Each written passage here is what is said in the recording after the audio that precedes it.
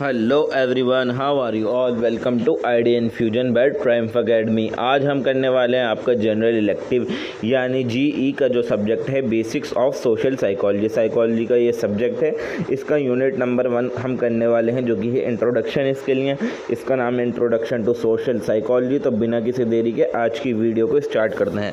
सबसे पहले इसके अंदर हम पढ़ते हैं नेचर ऑफ सोशल साइकोलॉजी कि सोशल साइकोलॉजी होती क्या है। Social psychology is the scientific study of how people thought, feeling and behavior are influenced by actual imagine or amplified presence of others। कि किस तरीके से साइंटिफिकली जो लोग सोचते हैं, फील करते हैं या फिर जो उनका बिहेवियर है वो किस तरीके से इन्फ्लुएंस होता है जो एक्चुअल इमेजिन या फिर इम्प्लाइड प्रेजेंस होती है दूसरे लोगों की, उस चीज़ से ये चीज़ कितनी फ़र्क करती है लोगों का सोचना, फील करना या फिर किस तरीके से वो बिहेवियर कर रहे हैं। इस चीज़ की स्टडी को ही हम क्या कहते हैं, सोशल साइकोलॉजी। इसके फीचर क्या क्या हैं? Focused on social behaviour and social influence. ये किस किस चीज़ पर फोकस करता है कि सोशल बिहेवियर क्या है और सोशल इन्फ्लुएंस क्या है। ये इन तीन चीज़ों पर मेनली फोकस करता है। ये इंडिविजुअल चीज़ पर भी काम करता है, लोगों पर, और ग्रुप बिहेवियर पर भी। इसके अंदर हम दोनों चीज़ों की स्टडी करते हैं, ग्रुप में भी लोगों की स्टडी करते हैं और इंडिविजुअली भी लोगों की स्टडी करते हैं। Emphasises the interaction between individual mental process and the social environment. ये इंटरेक्शन बिटवीन इंडिविजुअल की किस तरीके से एक इंसान का मेंटल प्रोसेस क्या है और उसके आसपास का जो सोशल जो इन्वायरमेंट है उसका, उस चीज़ का उस इंसान के ऊपर क्या फ़र्क पड़ रहा है। इस चीज़ का मतलब जब इन दो चीज़ों का इंटरेक्शन होता है तो क्या चीज़ें होती हैं, इन सब चीज़ों की स्टडी हमारी सोशल साइकोलॉजी के अंदर की जाती है। इसके अंदर जो जो कॉन्सेप्ट पढ़े जाते हैं, जो हम हर यूनिट के अंदर थोड़ा थोड़ा कवर करके हुए चलेंगे, वो है social perception, attitude and persuasion, social identity, group dynamics, prejudice and discrimination. ये थोड़े थोड़े करके एक एक करके आपके टॉपिक्स आगे आते रहेंगे, कोई सा किसी यूनिट में और कोई सा टॉपिक किसी यूनिट में। तो एक एक करके हम इन सब चीज़ों को पढ़ेंगे। तो सबसे पहला आता है सोशल साइकोलॉजी का स्कोप क्या होता है। अब इंडिविजुअल के बारे में बात करें, किसी अगर एक सिंगल इंसान के बारे में बात करें सोसाइटी के अंदर, तो how individual are affected by social norms, roles and expectation. जो सोशल नॉर्म्स होते हैं, सोशल रोल होते हैं और जो लोगों की एक्सपेक्टेशंस होती हैं एक किसी इंसान को लेकर, तो वो इंसान उस चीज़ से किस तरीके से अफेक्ट होता है, ठीक है ना। तो ये भी हमारा क्या है कि स्कोप है इंडिविजुअल का। तो सोशल इंटरेक्शन के अंदर इंसान का कहाँ कहाँ होता है सोशल इंटरेक्शन। एक तो ग्रुप बिहेवियर में होता है, जब वो ग्रुप के अंदर बैठा हुआ है, लोगों के साथ बैठा हुआ है, तो उसका तब होगा। दूसरा लीडरशिप, अगर वो किसी कहीं का लीडर है तो उसको लोगों से इंटरेक्ट करना पड़ेगा। तीसरा कॉपरेशन एंड कॉन्फ्लिक्ट, यानी लड़ाई झगड़े के टाइम या फिर कॉपरेशन वगैरह करने के टाइम लोगों के साथ उसको इंटरेक्ट होना पड़ेगा। तो यही सारी चीज़ें हमारे सोशल इंटरेक्शन के अंदर आती हैं कि कहाँ कहाँ पर इंसान दूसरे इंसानों से इंटरेक्ट करता है। एटीट्यूड एंड चेंज, की एटीट्यूड क्या होना चाहिए और चेंज क्या होना चाहिए। How attitude are form, maintain and change, कि किस तरीके से इंसान का एटीट्यूड बनता है, फॉर्म होता है और किस तरीके से वो उसको मेंटेन करता है और किस तरीके से अपने एटीट्यूड को वो चेंज करता है, ठीक है। ये भी एक टाइप का स्कोप है सोशल साइकोलॉजी का। और सोशल इन्फ्लुएंस की, यानी कि जो हमारे आसपास की चीज़ें हैं उस चीज़ का हमारे ऊपर क्या इन्फ्लुएंस पड़ता है ना, ठीक है। जैसे कन्फॉर्मिटी हो गई, ओबीडियंस, परसुएशन, सोशलाइजेशन, ये सब चीज़ें हमारे सोशल इन्फ्लुएंस का पार्ट हो गई। तो ये भी एक टाइप का हमारा स्कोप है सोशल साइकोलॉजी का। और इसकी कहाँ कहाँ यूज़ होता है हमारा सोशल साइकोलॉजी का। हेल्थ के अंदर यूज़ होता है कि मतलब इंसान का हेल्दी बिहेवियर प्रमोट हो, खुश रहे वो इंसान, ये सब चीज़ें हेल्दी बिहेवियर का पार्ट होंगी। आपका लॉ के अंदर यूज़ किया जा सकता है, जैसे ज्यूरी का बिहेवियर क्या है, ये भी सोशल साइकोलॉजी की एक स्टडी है। एजुकेशन के अंदर क्लासरूम का एनवायरनमेंट अच्छा करना, ये भी सोशल साइकोलॉजी का पार्ट है। और बिजनेस के अंदर मार्केटिंग स्ट्रेटजीज़ बनाना भी सोशल साइकोलॉजी का ही पार्ट है। आगे चलते हैं तो हमारा आता है हिस्ट्री ऑफ सोशल साइकोलॉजी। तो सोशल साइकोलॉजी किस तरीके से शुरू हुई और वो कैसे कैसे चेंज होती गई। अगर हम अर्ली रूट की बात करें, यानी कि स्टार्ट कहाँ से होती है, तो फिलोसफिकल बिगिनिंग, प्लेटो, एरिस्टोटल डिस्कस सोशल नेचर। तो जिन लोगों का नाम यहाँ लिया गया है, प्लेटो और एरिस्टोटल, इन लोगों ने सोशल नेचर के बारे में बात करनी शुरू करी थी सबसे पहले। 19वीं सेंचुरी के अंदर साइकोलॉजी एंड सोशोलॉजी दो एक तरीके के डिसिप्लिन बनकर आए, एक तरीके के सब्जेक्ट्स बनकर उभरे 19वीं सेंचुरी के अंदर। साइकोलॉजी अलग और सोशोलॉजी अलग। तो फिर उसके बाद इसकी बिगनिंग होनी शुरू हुई। तो पहले एक्सपेरिमेंट जो करा गया था सोशल साइकोलॉजी का, वो ट्रिपलेट ने करा था 1898 के अंदर। सोशल फैसिलेशन का जो इसने एक्सपेरिमेंट करा था। Cyclist perform better when racing other. तो पहला एक्सपेरिमेंट आप बस ये समझिए कि ट्रिपलेट ने करा था 1898 के अंदर। फिर टेक्स्ट बुक वगैरह बनाई गई सोशल साइकोलॉजी की। मैकडोगल ने इसकी टेक्स्ट बुक बनाई थी 1908 में, फिर रोज ने बनाई 1908 में, ठीक है ना। सोशल साइकोलॉजी के सबसे पहले ये टेक्स्ट थे या फिर टेक्स्ट बुक थी जो कि बनाई गई थी, तो सबसे पहले 1908 में बनाए गए। फिर इसकी ग्रोथ पीरियड होना शुरू हुआ 1940 से लेकर 1970 तक। वर्ल्ड वॉर 2 हो चुकी थी, ठीक है, और इस टाइम पर प्रीजुडिस, एग्रेशन, कन्फॉर्मिटी ऐसी चीज़ें बहुत ज़्यादा क्या नाम है ट्रेंड में थी अगर हम कहें तो इन सब चीज़ों को समझना और उन चीज़ों पर वर्क करना उस टाइम की एक नीड हो गई थी। तो ऐश ने एक्सपेरिमेंट करे, मिलग्राम ने एक्सपेरिमेंट करे और अपनी थ्योरीज दी, ठीक है ना, जिससे इसके अंदर हमारे सोशल साइकोलॉजी को और ग्रोथ होने में हेल्प मिली। और आज के टाइम में अगर हम मॉडर्न डेवलपमेंट की बात करें तो हम कॉग्निटिव प्रोसेस पर ज़्यादा फोकस करते हैं। सोशल कॉग्निशन जो है उस चीज़ पर हम लोग आज के टाइम में ज़्यादा फोकस करते हैं। Applied field like environmental psychology, political psychology, और आज के टाइम में सोशल साइकोलॉजी के अलावा भी और बहुत सारे सब्जेक्ट्स उभर कर आए हैं,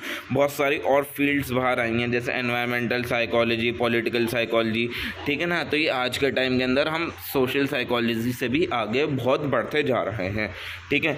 अब मेथड्स ऑफ रिसर्च क्या क्या होते हैं सोशल साइकोलॉजी के अंदर, हम किस तरीके से रिसर्च कर सकते हैं हम सोशल साइकोलॉजी की।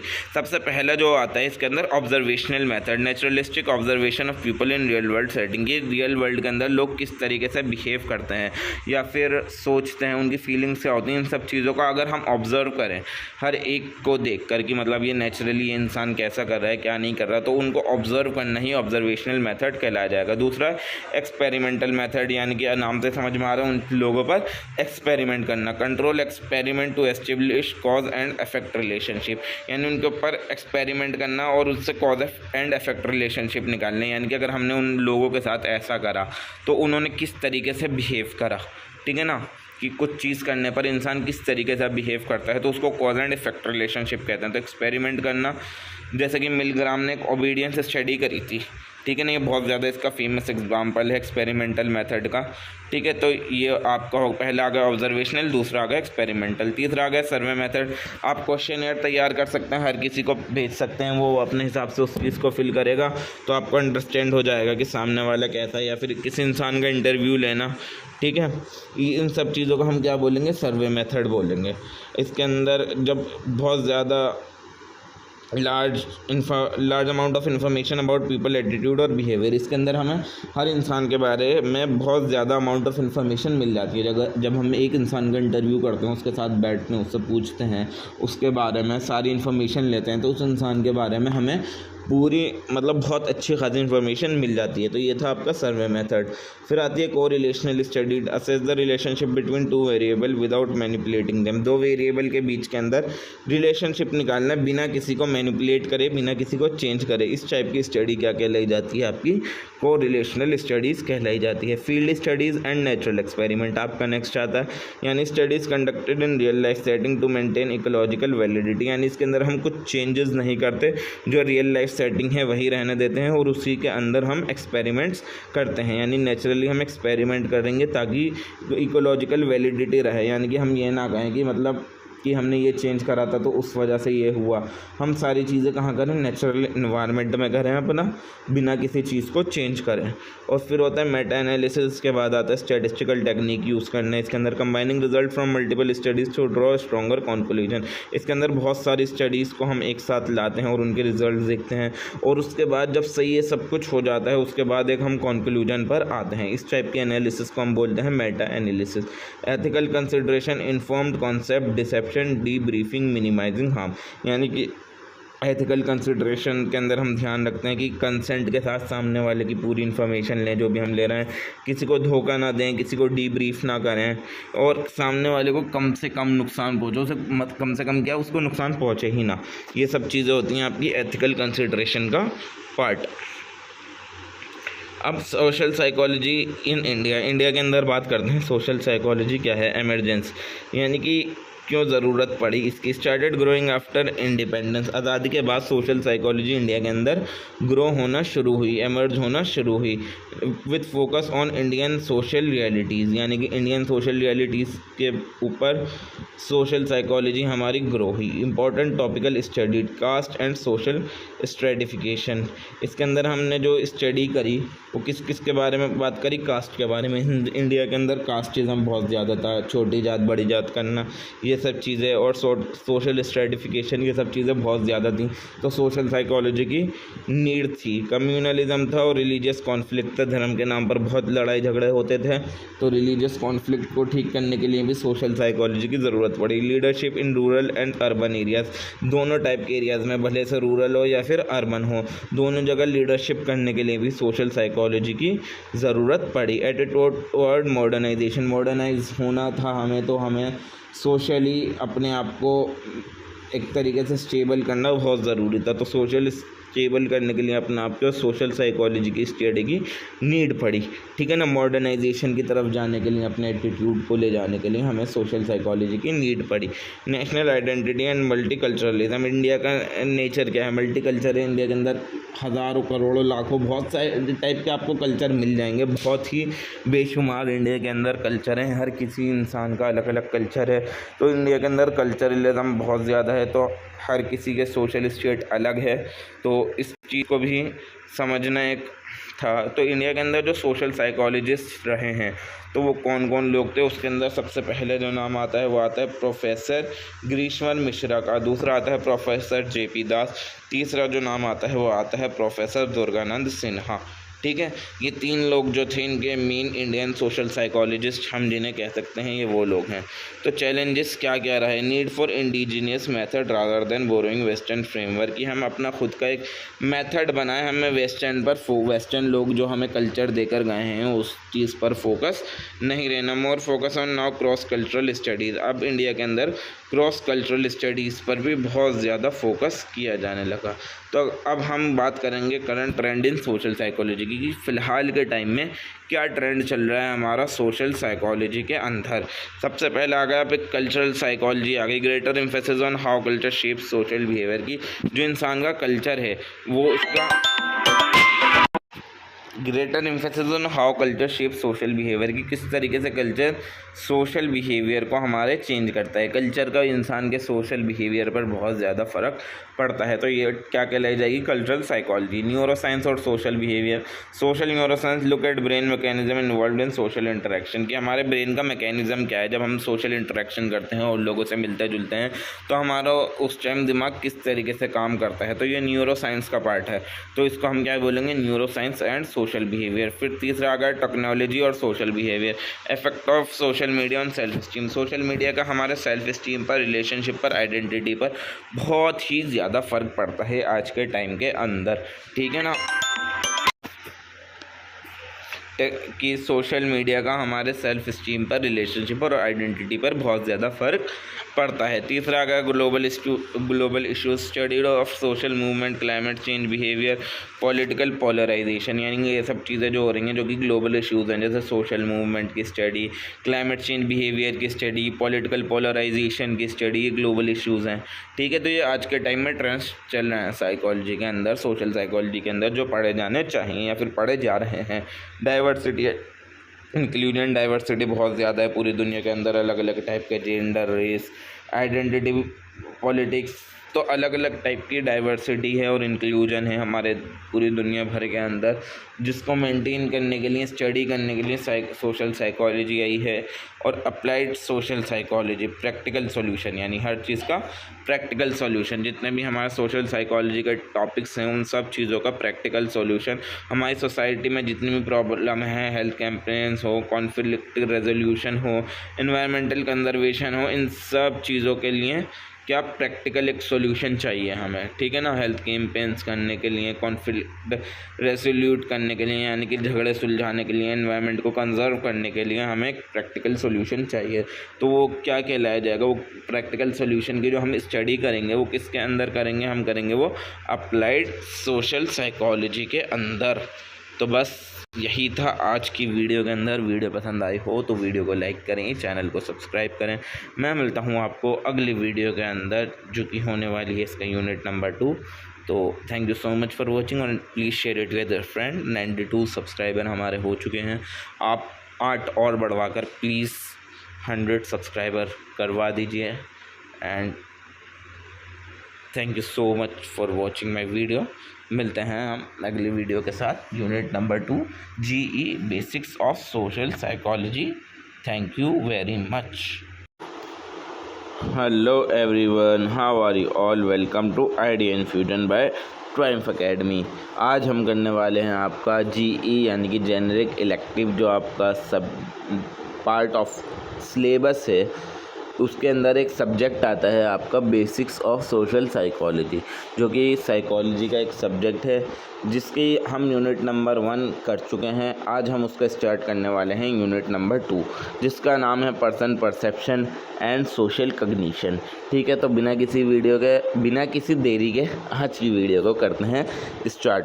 तो सबसे पहले इसके अंदर जो आपका टॉपिक आता है वो आता है पर्सन परसेप्शन की। पर्सन परसेप्शन होता क्या है, सबसे पहले इसे समझते हैं। पर्सन परसेप्शन की मीनिंग आती है, person perception is how we see, understand and form opinions about other people, कि हम दूसरे लोगों को किस तरीके से देखते हैं, किस तरीके से उनको अंडरस्टैंड करते हैं, समझते हैं, और किस तरीके से हम उनके बारे में ओपिनियन बनाते हैं या फिर उनके बारे में अपनी राय बनाते हैं। इस चीज़ को हम क्या बोलेंगे? पर्सन परसेप्शन की। सामने वाले इंसान को हम किस तरीके से देखते हैं, समझते हैं और उसके बारे में क्या ओपिनियन बनाते हैं, यही चीज़ हमारी क्या कहलाई जाएगी? पर्सन परसेप्शन कहलाई जाएगी। इसका एग्जांपल क्या होगा कि when you meet someone new you quickly form an opinion based on how they talk, behave और लुक। यानी कि जब आप किसी एक नए इंसान से मिलते हैं तो नए इंसान के बारे में आपको ज़्यादा तो कुछ पता नहीं होता, बट आपको उसको देखकर एक आइडिया लगा लेते हैं कि ये इंसान कैसा होगा, किस तरीके से बात करता होगा, किस तरीके से बिहेव करता होगा। तो ये आपने उसके बारे में क्या बना लिया? एक परसेप्शन बना ली, एक पर्सन परसेप्शन बना ली। ठीक है, तो इसी चीज़ को हम क्या बोलेंगे? Person perception. तो अब क्या क्या चीज़ें होती हैं, क्या क्या फैक्टर्स होते हैं जो अफेक्ट करते हैं एक पर्सन परसेप्शन को? ठीक है ना। सबसे पहले आ गया सामने वाले की अपीयरेंस।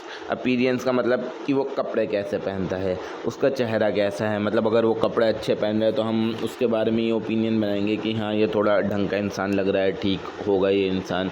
और अगर उसके कपड़े मैले कुचेले गंदे संदे से हैं तो हम उसके बारे में सोचेंगे अरे ये कैसा आदमी है। ठीक है ना।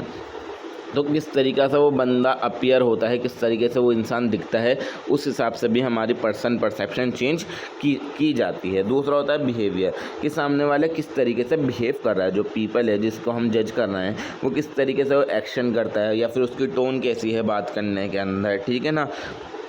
ये चीज़ क्या कहलाई जाएगी? आपका बिहेवियर, जो कि आपके पर्सन परसेप्शन को करेगा। अगर वो र्यूडली बिहेव कर रहा है, मतलब बात ऐसे गुस्से में कर रहा है, तो हम क्या पर्सन परसेप्शन बना लेंगे उसके बारे में कि ये इंसान र्यूड ही होगा। और अगर वो हंसी मजाक कर रहा है तो हम क्या बोलेंगे? ये तो अच्छा आदमी लग रहा है। ठीक है ना। तो किस तरीके से सामने वाला बिहेव कर रहा है या फिर उसके एक्शन क्या है, उसकी टोन क्या है, ये चीज़ भी हमारे पर्सन परसेप्शन को अफेक्ट करती है। तीसरा आ गया आपका बैकग्राउंड नॉलेज। बैकग्राउंड नॉलेज का क्या मतलब है? What you already know about them, कि सामने वाला इंसान है, आपको उसके बारे में ज़्यादा कुछ तो नहीं पता बट उसके बारे में थोड़ा बहुत पता है, उसकी फैमिली के बारे में हल्का फुल्का सा आइडिया है, तो आप उसके बारे में परसेप्शन बना लोगे। अगर उसकी फैमिली एक अच्छे साइड से बिलोंग करती है तो आप क्या बोलोगे? कि ये भी एक अच्छा ही इंसान होगा। या फिर उसका फैमिली बैकग्राउंड अच्छा नहीं है, कोई उसके घर में कुछ है प्रॉब्लम वगैरह, तो आप उसके बारे में उसी तरीके से उस सामने वाले इंसान को जज करने लग जाओगे। चौथा आ गया स्टीरियोटाइप्स। स्टीरियोटाइप्स का मतलब होता है प्री कन्विंस्ड आइडियाज़, यानी जो बातें उसके बारे में सोसाइटी के अंदर पहले से फैली हुई हैं। यानी कि कोई इंसान उसे अच्छा बोलता है, मतलब अगर सब लोग उसे अच्छा बोल रहे हैं और वो आपसे पहली बार मिले तो आप क्या बोलोगे? अरे हाँ यार, सब लोग इसके बारे में अच्छा बोलते हैं तो ये अच्छा ही इंसान होगा, भले से वो हो ना हो। या फिर उसके बारे में कोई बुरी बातें फैली हुई हैं तो आप उसको पहली बार मिलते ही क्या बोलोगे? ये बुरा इंसान होगा, ये तो भले से वो बुरा इंसान हो या ना हो। तो इसी चीज़ को हम क्या बोलते हैं? स्टीरियोटाइपिंग बोलते हैं। ठीक है, स्टीरियोटाइप्स बोलते हैं।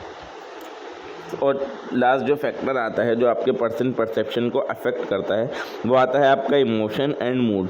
यानी कि आपकी जो खुद की फीलिंग है वो आपकी जजमेंट को चेंज कर सकती हैं। अगर आप गुस्से में हैं तो सामने वाले इंसान आपको कितना भी अच्छा हो वो आपको बुरा ही लगेगा, क्योंकि आपको उस टाइम गुस्सा आ रहा है, आप उस टाइम एंग्री हैं। बट भले ही अगर आपको उस टाइम बहुत ज़्यादा खुशी हो रही है तो सामने वाले इंसान कितना भी बुरा हो तो आपको वो इंसान उतना बुरा नहीं लगेगा। तो ये 5 फैक्टर थे जो हमारे पर्सन परसेप्शन को अफेक्ट करते हैं। पहला था अपीयरेंस, दूसरा बिहेवियर, तीसरा बैकग्राउंड, चौथा स्टीरियोटाइप्स एंड पांचवा इमोशंस एंड मूड। ठीक है, उसके बाद आता है हमारा अगला टॉपिक जो कि आता है सोशल कॉग्निशन। सोशल कॉग्निशन क्या होता है?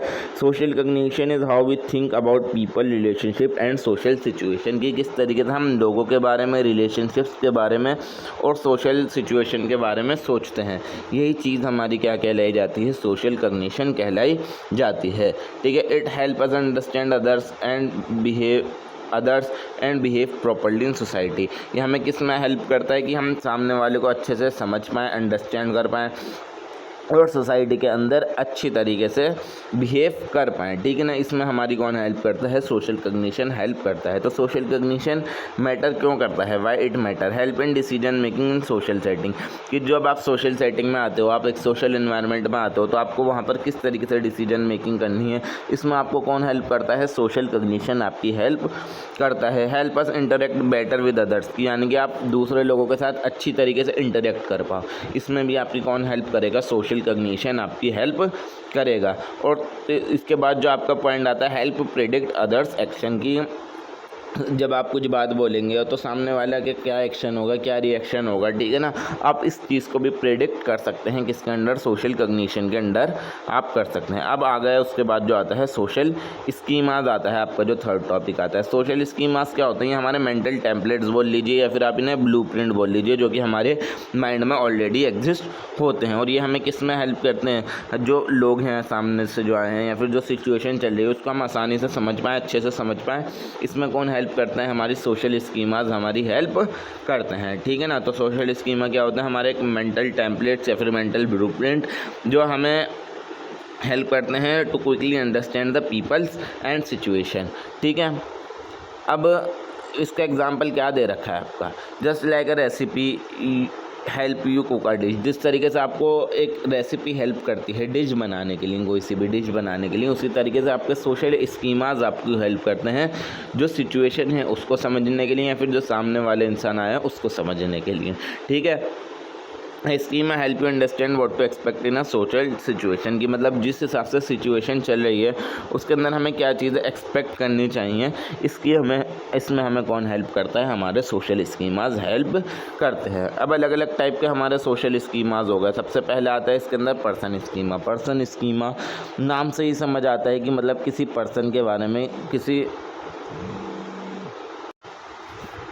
तो पर्सन स्कीमा हमारा किस में हेल्प करता है? कि मतलब पर्सन स्कीमा नाम पढ़ते ही हमारे समझ में आ रहा है कि पर्सन स्कीमा यानी किसी एक इंसान के बारे में स्कीमा बना लेना, किसी स्पेसिफिक पर्सन के बारे में कुछ स्कीमा बना लेना। तो इसको पढ़ना है ideas about how specific person behave, कि कोई जो खास इंसान है, कोई स्पेसिफिक पर्सन जो है वो किस तरीके से बिहेव करेगा। ये हमारी चीज़ कौन बताती है? हमारा पर्सन स्कीमाज बताता है। एग्जाम्पल क्या दे रखा है? You expect your friend to be funny and kind, कि आप अपने दोस्त से क्या एक्सपेक्ट करते हो? कि या तो वो फ़नी हो या फिर वो काइंड हो। ठीक है ना।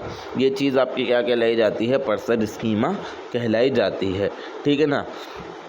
दूसरा आ गया रोल स्कीमा। रोल स्कीमा क्या होगा? कि सोसाइटी के अंदर जो है ना हर इंसान को रोल मिला हुआ होता है कुछ ना कुछ। ठीक है। उस इंसान को उसी नाम से जाना जाता है, कि मतलब यानी मान लीजिए मेरी भी एक कुछ पर्सनल आइडेंटिटी है, बट मैं आपके लिए क्या हूँ? एक टीचर हूँ। ठीक है ना।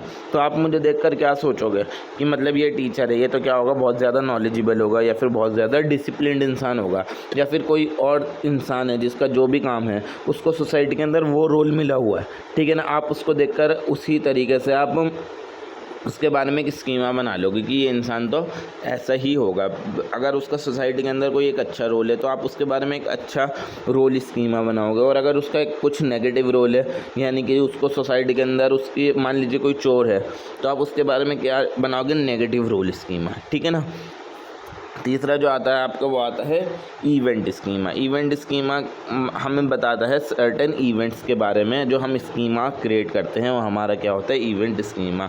मान लीजिए अगर जब आप रेस्टोरेंट में जाते हो तो क्या आपका स्कीमा होगा? कि आप जाओगे, बैठोगे, मेन्यू देखोगे, खाना ऑर्डर करोगे और पे करके आ जाओगे। इसके अलावा आपका कुछ स्कीमा इसके अंदर नहीं होता। आपका वहाँ जाके ये थोड़ी होता है कि आप रेस्टोरेंट में जा रहे हो तो वहाँ पर आप जाके डांस करोगे या फिर आप वहाँ पर एग्ज़ाम देने बैठ जाओगे। नहीं ना। आपको पता है कि ये पर्टिकुलर इवेंट है तो इसके अंदर मेरा स्कीमा ये होगा कि मतलब मैं जाऊंगा, बैठूंगा, खाऊंगा, पीऊंगा, पैसे पे करूंगा, आ जाऊंगा। तो यही चीज़ हमारी क्या कहलाई जाती है? इवेंट स्कीमा कहलाई जाती है। और सेल्फ स्कीमा यानी अपने खुद के बारे में, अपनी खुद की एबिलिटीज़ के बारे में, ट्रेड्स के बारे में, बिहेवियर्स के बारे में स्कीमा क्रिएट कर लेना क्या कहलाया जाता है, हमारा सेल्फ स्कीमा कहलाया जाता है। मतलब आप खुद को कैसे देखते हो वही क्या चीज़ कहलाई जाएगी, सेल्फ स्कीमा। जैसे मैं अपने आप को कहता हूँ कि मैं बहुत ज़्यादा हार्ड वर्किंग हूँ, या फिर मैं शर्मीला हूँ, मैं शाय हूँ, ठीक है ना, तो ये चीज़ क्या कहलाई जाएगी, सेल्फ स्कीमा कहलाई जाएगी, जो कि चीज़ मैं अपने खुद के बारे में सोचता हूँ।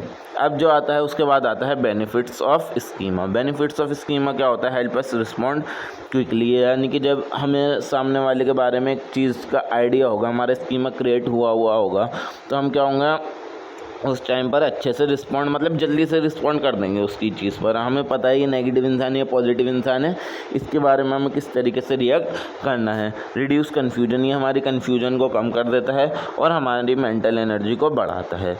मगर प्रॉब्लम्स इसके अंदर क्या है, स्टीरियोटाइपिंग एंड रॉन्ग जजमेंट्स हैं इसके अंदर। जो प्रॉब्लम है कि मान लीजिए भले से कोई इंसान बुरा हो ना हो, बट उसके बारे में ये बात फैली हुई है, तो आप उसको देखकर ही ये इंसान ये समझ जाओगे कि ये इंसान बुरा है, भले से वो चीज़ हो ना हो। तो ये चीज़ क्या हो जाएगी, स्टीरियोटाइपिंग है, और आप किसी को गलत जज कर सकते हो, ठीक है ना।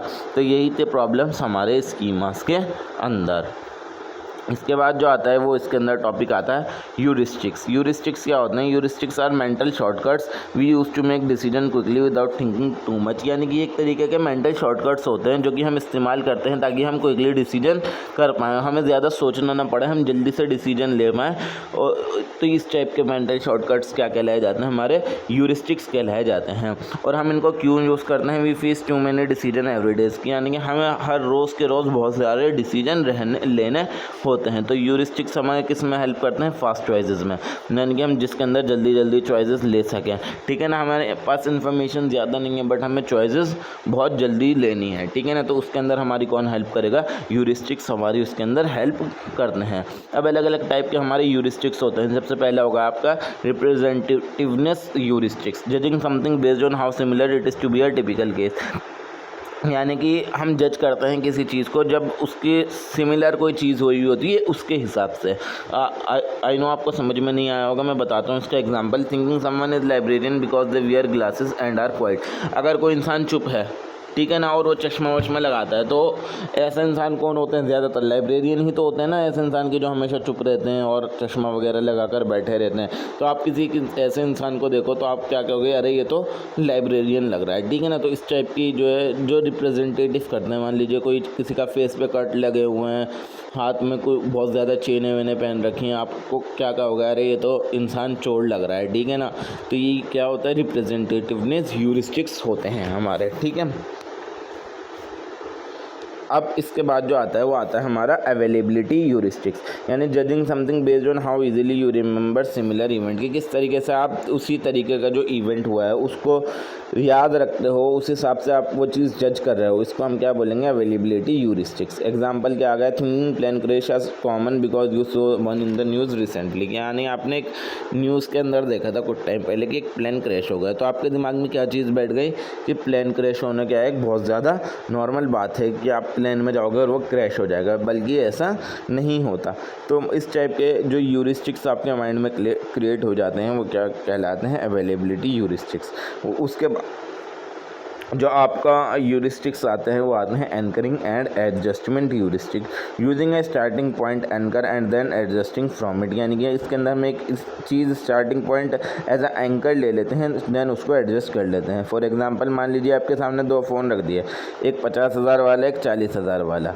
40,000 वाला फ़ोन जो है आपके सामने वो चीप नहीं है, वो सस्ता फ़ोन नहीं है, बट वो 50,000 वाले के सामने आपको क्या लगेगा, अरे ये तो सस्ता फ़ोन है, ठीक है ना। आपको मान लीजिए आपके सामने आईफोन 16 रख दिया, एक आईफोन 15 रख दिया फॉर एग्जांपल, तो आईफोन 15 भले से ही चीप ना हो बट वो आपको क्या लगेगा, चीप है एज़ कम्पेयर टू आईफोन 16, ठीक है ना। तो ये इस टाइप का हमारा हमने एज अ एंकर किसको सेट कर दिया, आईफोन 16 को, जिसकी वजह से हम अपना वो एडजस्ट कर रहे हैं ह्यूरिस्टिक। इस टाइप का जो ह्यूरिस्टिक्स होते हैं वो क्या कहलाए जाते हैं, एंकरिंग एंड एडजस्टमेंट ह्यूरिस्टिक्स कहलाए जाते हैं। उसके बाद जो आता है हमारे वो आते हैं सिमुलेशन ह्यूरिस्टिक्स। सिमुलेशन ह्यूरिस्टिक्स क्या होते हैं, judging how likely something is based on how easily you can imagine happening, यानी कि example feeling worse about missing train by 1 minute then by 10 minutes, यानी आप मतलब जैसे ही आए वैसे ही आपकी ट्रेन चल पड़ी, बस आप 1 मिनट लेट थे और आपकी ट्रेन चल पड़ी, तो आपको इसका ज़्यादा दुख होगा, बहुत ज़्यादा। भले अगर वही सेम चीज़ हो जाए कि आप आधे घंटे बाद ले आओ, तो आपको पता होगा यार अब तो छूटी नहीं थी, या फिर 10 मिनट बाद लेट आओ, तो आपको इतना दुख नहीं होगा जितना आप वहाँ पहुँचे और आपके आने से पहले ही 1 मिनट पहले ही ट्रेन जा चुकी थी। तो इस टाइप के यूरिस्टिक्स क्या कहलाए जाते हैं? सिमुलेशन यूरिस्टिक्स कहलाए जाते हैं। बेनिफिट्स के क्या होते हैं यूरिस्टिक्स के? हमारा टाइम बचाते हैं और एफर्ट्स भी बचाते हैं। और ड्रॉबैक्स क्या होते हैं? उसी तरीके से जैसे उस तरीके से रॉन्ग डिसीजन होते थे, स्टीरियोटाइपिंग होती थी या फिर बायसेस होते थे, इसी तरीके से यूरिस्टिक्स के भी सेम ड्रॉबैक्स हैं। अब उसके बाद जो आपका टॉपिक आता है वो आता है एट्रीब्यूशन। एट्रीब्यूशन क्या होता है? Attribution is how we explain why people behave the way they do. Attribution हमें बताता है कि लोग जो जिस तरीके से बिहेव कर रहे हैं वो क्यों कर रहे हैं बिहेव, ये चीज़ मतलब ये जो चीज़ वो बिहेवियर है उनका वो किस वजह से हो रहा है, ये चीज़ हमारी क्या बताती है? एट्रीब्यूशन बताता है। एट्रीब्यूशन अलग अलग टाइप के होते हैं। हमारा इंटरनल एट्रीब्यूशन और दूसरा होगा एक्सटर्नल एट्रीब्यूशन। इंटरनल एट्रीब्यूशन को आप डिस्पोजिशनल एट्रीब्यूशन के भी नाम से जानते हैं और एक्सटर्नल एट्रीब्यूशन को आप सिचुएशनल एट्रीब्यूशन के नाम से भी जानते हैं। इंटरनल एट्रीब्यूशन होता है ब्लेमिंग द पर्सन नेचर और कैरेक्टर की, मतलब जो इंसान जो चीज़ कर रहा है वो उसके या तो नेचर में है या फिर उसके कैरेक्टर में है। इस टाइप की जब चीज़ हम बोलते हैं तो वो क्या होता है? हमारा इंटरनल एट्रीब्यूशन होता है। मान लीजिए हम क्या बोलते हैं कि सामने वाला बंदा फेल हो गया क्योंकि बहुत ज़्यादा लेज़ी है, तो ये लेज़ी होना उसका नेचर है या फिर उसका कैरेक्टर है, तो इस टाइप का एट्रीब्यूशन क्या कहलाया जाएगा? Internal attribution. वही एक्सटर्नल एट्रीब्यूशन क्या होगा? जिसके अंदर हम आउटसाइड जो फैक्टर्स होते हैं उनको ब्लेम करते हैं, जैसे एनवायरनमेंट या फिर लक। फॉर एग्जांपल कि वो एग्ज़ाम में इस वजह से फेल हो गया क्योंकि एग्ज़ाम जो आया था वो बहुत ज़्यादा हार्ड आया था, ठीक है ना, कि मतलब हमने उसकी गलती नहीं की, उसके अलावा बाहर का जो दूसरे फैक्टर्स थे उनकी गलती बता दी। इस टाइप की एट्रीब्यूशन क्या कहलाया जाता है? हमारा एक्सटर्नल एट्रीब्यूशन कहलाया जाता है। अब थ्योरीज ऑफ एट्रीब्यूशन हमारी आती हैं। सबसे पहले आती है Heider's attribution theory. People try to figure out if behaviour is caused by internal trait और एक्सटर्नल सिचुएशन, यानी कि हैदर एट्रीब्यूशन क्या बोलती है कि लोग जो है ट्राई करते हैं फिगर आउट करने का। क्या चीज़ फिगर आउट करने का? कि सामने वाला जो बिहेव कर रहा है वो या तो इंटरनल ट्रेट से कर रहा है या फिर एक्सटर्नल ट्रेट से कर रहा है। लोग ये जानने का ट्राई आउट करते हैं। ये हमारी कौन सी थ्योरी बताती है? Heider attribution theory. Did they mean to do this, इसके अंदर हम क्या पूछते हैं? We ask did they mean to do this, क्या वो सच में ऐसा करना चाहते थे या ये तो उनकी इंटरनल सिचुएशन थी, इंटरनल ट्रेट से या फिर एक्सटर्नल सिचुएशन की वजह से ऐसा हुआ है, ठीक है। उसके बाद जो आती है वो आती है आपकी Jones and Davis correspondent inference theory. We try to decide if a person action truly reflect their characters, यानी कि जो पर्सन ने एक्शन करा है, जो उसने बिहेव करा है करंटली, क्या वो उसके सच में कैरेक्टर को बताता है कि वो कैसे इंसान है या नहीं। तो ये थ्योरी हमारी कौन सी बताती है? Jones and Davis correspondent inference theory बताती है। More likely to link behaviour to personality, इसके अंदर हम बिहेवियर को पर्सनैलिटी से लिंक करते हैं। क्यों? कि अगर वो बाय चॉइस करा गया है या फिर वो सोशल नॉर्म के अगेंस्ट काम है या फिर उसका क्लियर इफेक्ट है काम का, ठीक है ना। उसके बाद जो आपकी थ्योरी आती है वो आती है Kelley covariation theory. We look at 3 things to decide if the cause is internal and external, या तो इंटरनल ट्रेड से किया गया होगा काम या फिर एक्सटर्नल ट्रेड की वजह से।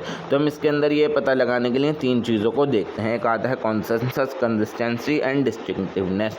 एक एक करके समझते हैं क्या होता है। कंसेंस का मतलब होता है do other behave the same way, यानी कि अगर सेम सिचुएशन हो जाती और उस सामने वाले इंसान की जगह कोई दूसरा इंसान होता, क्या वो भी इस सिचुएशन के अंदर इसी तरीके से रिएक्ट करता जिस तरीके से इसी इंसान ने करा, ठीक है ना। तो ये चीज़ क्या कहलाई जाएगी? कंसेंसस। अगर हाँ सामने वाला भी उसी तरीके से रिएक्ट करता है या फिर एक्शन करता है जिस तरीके से हमारा जो बंदा है जिसको हम जज कर रहे हैं उसने करा, तो क्या बोलेंगे? ये क्या है? सिचुएशनल कॉज है, कि यानी कि एक ऐसा कॉज है कि इस सिचुएशन के अंदर हर इंसान वही करेगा जो कि इस इंसान ने करा। और अगर सामने वाला ऐसा नहीं करता, वो कुछ और करता, तो हम क्या बोलेंगे? ये इसका पर्सनल कॉज है, इसका इंटरनल कॉज है, यानी कि इस ऐसे सिचुएशन के अंदर सामने वाले इंसान ऐसा नहीं करता, ये उसने खुद की मर्जी से करा है। तो ये चीज़ क्या कहलाई जाएगी? हमारी कंसेंसस। दूसरी बात क्या आती है? हमारी consistency. Does this person always behave this way, मतलब ये जो इंसान जो इसने एक्शन करा है ये हमेशा ये एक्शन करता है या फिर नहीं करता। अगर वो हमेशा ही ऐसा रहता है, ठीक है, तो हम क्या बोलेंगे? इंटरनल कॉज है, ये उसके खुद के कैरेक्टर में ही है, ठीक है ना। और अगर ऐसा नहीं होता तो हम क्या बोलेंगे, कुछ चीज़ अनयूजुअल हुई है, कुछ इस टाइम पर सिचुएशन ऐसी आ गई होगी कि उसको इस तरीके से रिएक्ट करना पड़ा या फिर उसको ऐसे एक्शंस लेने पड़े, इस तरीके से बिहेव करना पड़ा। उसके बाद जो आती है आपका तीसरा पॉइंट जो आता है वो आता है आपका distinctiveness. Does the person act the same in other situation, कि अगर इसी इंसान को हम दूसरी सिचुएशन के अंदर डाल दें तो क्या वो दूसरी सिचुएशन में भी इस तरीके से बिहेव करेगा जिस तरीके से वो करंटली बिहेव कर रहा है। अगर हाँ वो दूसरी सिचुएशन के अंदर भी इस तरीके से बिहेव करेगा जिस तरीके से आपकी करंट सिचुएशन के अंदर कर रहा है तो हम क्या बोलेंगे, ये क्या है, एक इंटरनल कॉज है, यानी उसके अंदर ही ये चीज़ एक तरीके से डेवलप्ड हुई हुई है। और अगर नहीं करेगा तो हम क्या बोलेंगे कि सिचुएशन ऐसी आ गई थी जिसकी वजह से उसने इस तरीके से बिहेव करा है करंट सिचुएशन के अंदर। ठीक है, तो इस टाइप ये पूरी थ्योरी क्या कहलाई जाती है, हमारी कैली कोवेरिएशन थ्योरी कहलाई जाती है, जिसके अंदर हमने 3 चीज़ें देखी जो हमारी बताती हैं कि कॉज क्या है, इंटरनल है एक्सटर्नल, जिसके अंदर पहली चीज़ थी कंसेंसस, दूसरी थी कंसिस्टेंसी, तीसरी थी डिस्टिंक्टिवनेस। आई होप आपको ये चीज़ समझ में आई होगी। लास्ट जो इसके अंदर टॉपिक आता है वो आता है आपका एट्रीब्यूशन एरर्स एंड बायसेस। सबसे पहला जो एरर आता है वो आता है fundamental attribution error. We blame others behaviour on their personality not the situation. की हम जब सामने वाले की बात आती है, ठीक है ना, तो हम क्या कहते हैं कि मतलब इसका इंसान का बिहेवियर ही ऐसा है, इस इंसान की पर्सनैलिटी ही ऐसी। हम सिचुएशन को गलत नहीं बोलते कि सिचुएशन ऐसी आ गई थी या वो ऐसा हो गया था, हम सामने वाले को ही गलत बोलेंगे। मान लीजिए अगर सामने वाला इंसान गुस्से में बिहेव कर रहा है तो हम क्या बोलेंगे, अरे ये तो र्यूड है, ये तो ऐसी है, सड़ी हुई सी है ये तो, ठीक है ना। मगर हम ये नहीं बोलेंगे कि शायद उसका दिन बुरा जा रहा हो, may be she is having a bad day, तभी वो इस तरीके से रिएक्ट कर रही है, ठीक है ना। तो हम उसके सामने वाले के एकदम से पर्सनैलिटी पे वार कर देते हैं, उसकी पर्सनैलिटी को ब्लेम कर देते हैं, हम सिचुएशन को ब्लेम नहीं करते। इस टाइप के एरर क्या कहलाए जाते हैं, हमारे फंडामेंटल एट्रीब्यूशन एरर कहलाए जाते हैं। उसके बाद जो आपका टॉपिक सेकंड जो आता है self serving bias. We take credit for success but blame failure on the others. की यानी कि अगर हम सक्सेसफुल हो गए तो हम खुद क्रेडिट ले लेते हैं, बट अगर हम उसी चीज़ के अंदर फेल हो गए तो उसका ब्लेम किस पर डाल देते हैं, हम दूसरे इंसान पर डाल देते हैं। अगर मान लीजिए मैं पास हो जाता हूँ तो मैं कहूँगा अरे मैंने बहुत मेहनत करी थी, मैं तब जाके पास हुआ हूँ। और यहीं अगर मैं फेल हो जाता हूँ तो मैं क्या बोलूँगा, हमारी तो टीचर ही ऐसी है, वो तो मार्क्स ही नहीं देती है ना। तो इस टाइप का बाइसेस क्या कहलाए जाते हैं, सेल्फ सर्विंग बाइसेस कहलाई जाती हैं। और तीसरा जो आता है आपका वो आता है actor observer bias. We blame our own behaviour on the situation but other behaviour on the personality. यानी हम खुद के बिहेवियर को तो सिचुएशन के हिसाब से जज करते हैं, बट सामने वाले के बिहेवियर को किस तरीके से जज करते हैं, उसकी पर्सनैलिटी के हिसाब से। For example I was late because of the traffic, कि मैं तो लेट हो गया था क्योंकि बाहर बहुत ज़्यादा ट्रैफिक था, मगर सामने वाला इस वजह से लेट हुआ था क्योंकि वो केयरलेस है, उसको टाइम की फिक्र नहीं है। यानी कि मैं अपने आप को तो बहुत अच्छा बोल रहा हूँ बट सामने वाला क्या है, बिल्कुल ही उसकी वैल्यू गिरा दी हमने, ठीक है ना। इस टाइप का एरर क्या कहलाया जाता है आपका, या फिर बायस क्या कहलाया जाता है, एक्टर ऑब्जर्वर बायस कहलाया जाता है। तो बस यही था आज की वीडियो के अंदर। वीडियो पसंद आई हो तो वीडियो को लाइक करें, चैनल को सब्सक्राइब करें। मैं मिलता हूँ आपको अगली वीडियो के अंदर इसके यूनिट नंबर 3 के साथ बहुत जल्द। Thank you so much for watching my video. Please like share and subscribe Idea infusion.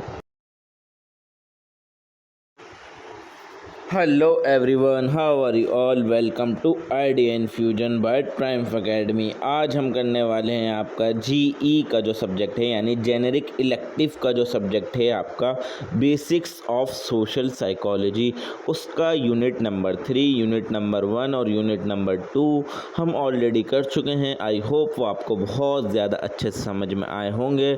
आज की वीडियो में हम करने वाले हैं यूनिट नंबर 3 जिसका नाम है एटीट्यूड्स, ठीक है।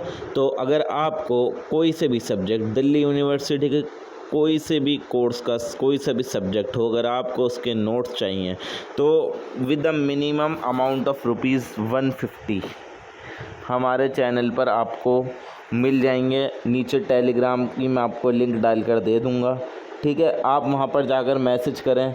बेसिक्स ऑफ सोशल साइकोलॉजी के आपको यही नोट्स मिलेंगे जिसको मैं आपको पढ़ा रहा हूँ, और जो भी दूसरे सब्जेक्ट्स के आपको नोट्स चाहिए आप वहाँ पर मैसेज करके मुझे बता सकते हैं।